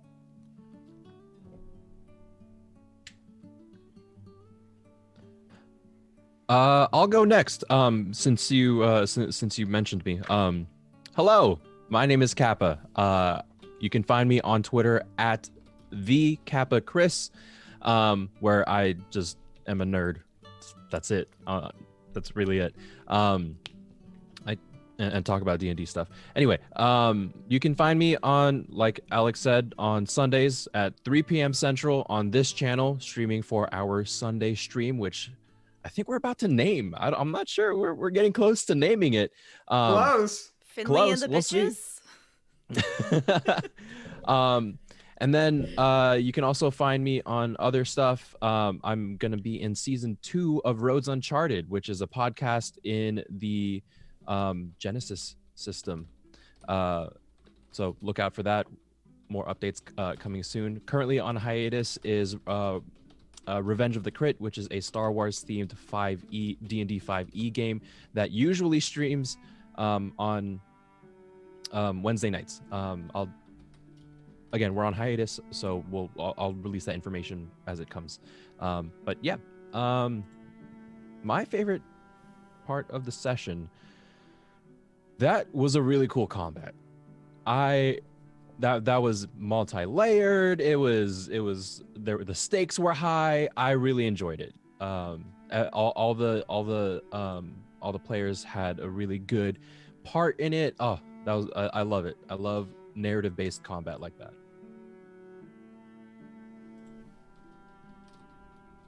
I can go next. I am Finley. You can find me on Twitter at infernal_glow.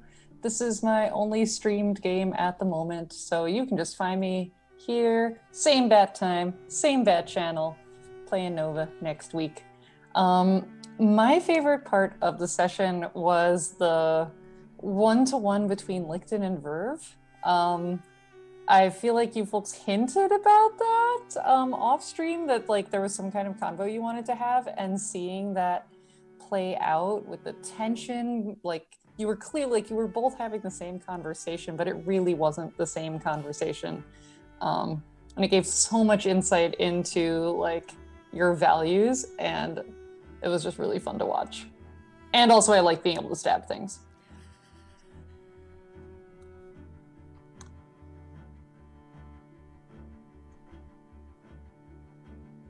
Me? Okay, I'll go. Hi, I'm Mare. You can find me on Twitter at Archmage of Dice. I originally wanted to go last because I have a whole slew of things I need to talk about and what's coming up and what I'm in. So, hi. You'll find me here every Saturday, 8:30 Eastern Central Time, playing Numenera Remnant as Licton Brattersby. This coming Monday on 10/12 at 7 p.m. Eastern, I will be playing in a bi-weekly one-shot where I'm just going to play with a bunch of awesome people that it's just gonna be chaotic as hell, and that's gonna be on the Twitch channel Final Show Films on Sunday, 10/18 at 11 a.m. Eastern. I'm running a one-shot called Birds of a Feather on my channel at twitch.tv/marefeather. This one-shot will be featuring the supplement Birds of Paradise about exotic Aarakocra and Kenku supplement by Florian Emmerich and Katrina Bresnik, and we will be giving away a copy of that. On Mondays, October 19th and 26th at 12 p.m. Central, Eva and a couple others and me and a couple others will be running a 2-part game of 10 Candles titled Escape from Secret Basin. That will be on Eva's channel. And on Friday, 10/23 at 4 p.m. Pacific, I will be participating in a game of Little Fears in the Friends Who Roll Frights charity stream to support Rain and Earth Day Network, and that will be on the channel Friends Who Roll Dice. Now it's your turn, Seth. It's fine. You still have to give your favorite part of the shit. stream.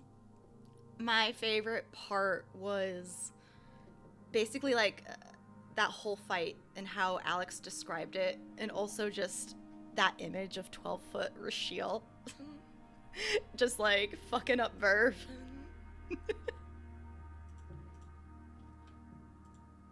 Okay. Hi, I'm Seth. You can find me at Twitter. I am KillXJill, like Kill Bill, but with a J. You can find me on Instagram, the same thing, but it's got an extra X at the end. I am on Twitch under the same one without that extra X, so just KillXJill. This is currently the only streamed game that I'm in, so you can always find me here Saturdays at 7:30 Central Time playing Rashiel. Otherwise, I do a lot of gaming on Twitch on Thursdays and Saturdays especially, so you can always find me there.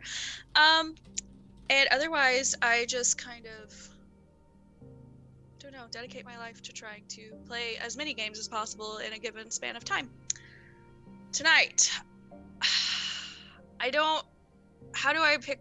I never know how to pick one, but this was especially difficult because I feel like there was a lot of character bonding and everything that happened, which is very cool. If I had to pick one moment, I don't know if I can, but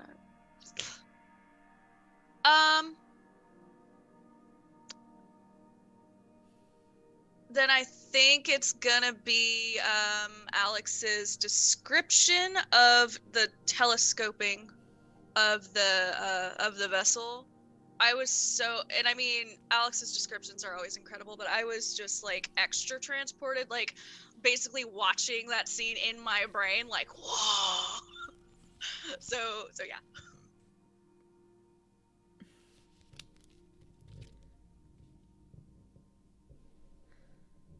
One last thing before I pull on doing warm fuzzies off to somebody.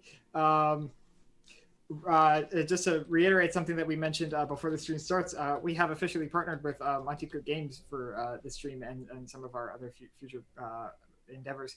There's a discount code on the Monty Cook Games digital store, which is now currently in chat. It is open for adventure, all one word, all lowercase. Which will get you a discount on their store in case you wanted to buy some of their excellent games like this Numenera, Invisible Sun, other sort of Cypher System games, and there's a lot of real cool stuff on there, and there's I can only take so much credit for what goes on here, because the foundation of Numenera is really strong. It's a really great game. So if you're interested, I would definitely recommend going to Monty Cook Games store, checking out what they have, see if there's anything you like. And if there is, you are more than welcome to use that discount code. And yeah, now I get to officially pawn doing warm fuzzies off to somebody else. I have them up. I'll do them. I need my hype crew, though. First of all, we have Bel Chavez, the OG. Woo, Bel Chavez. Woo! We have Christina. We've got Guildmaster Sev. We've got Andrew Ship, Fellowship the Table, the Bay of Gifts, the Wikimancer. Woo!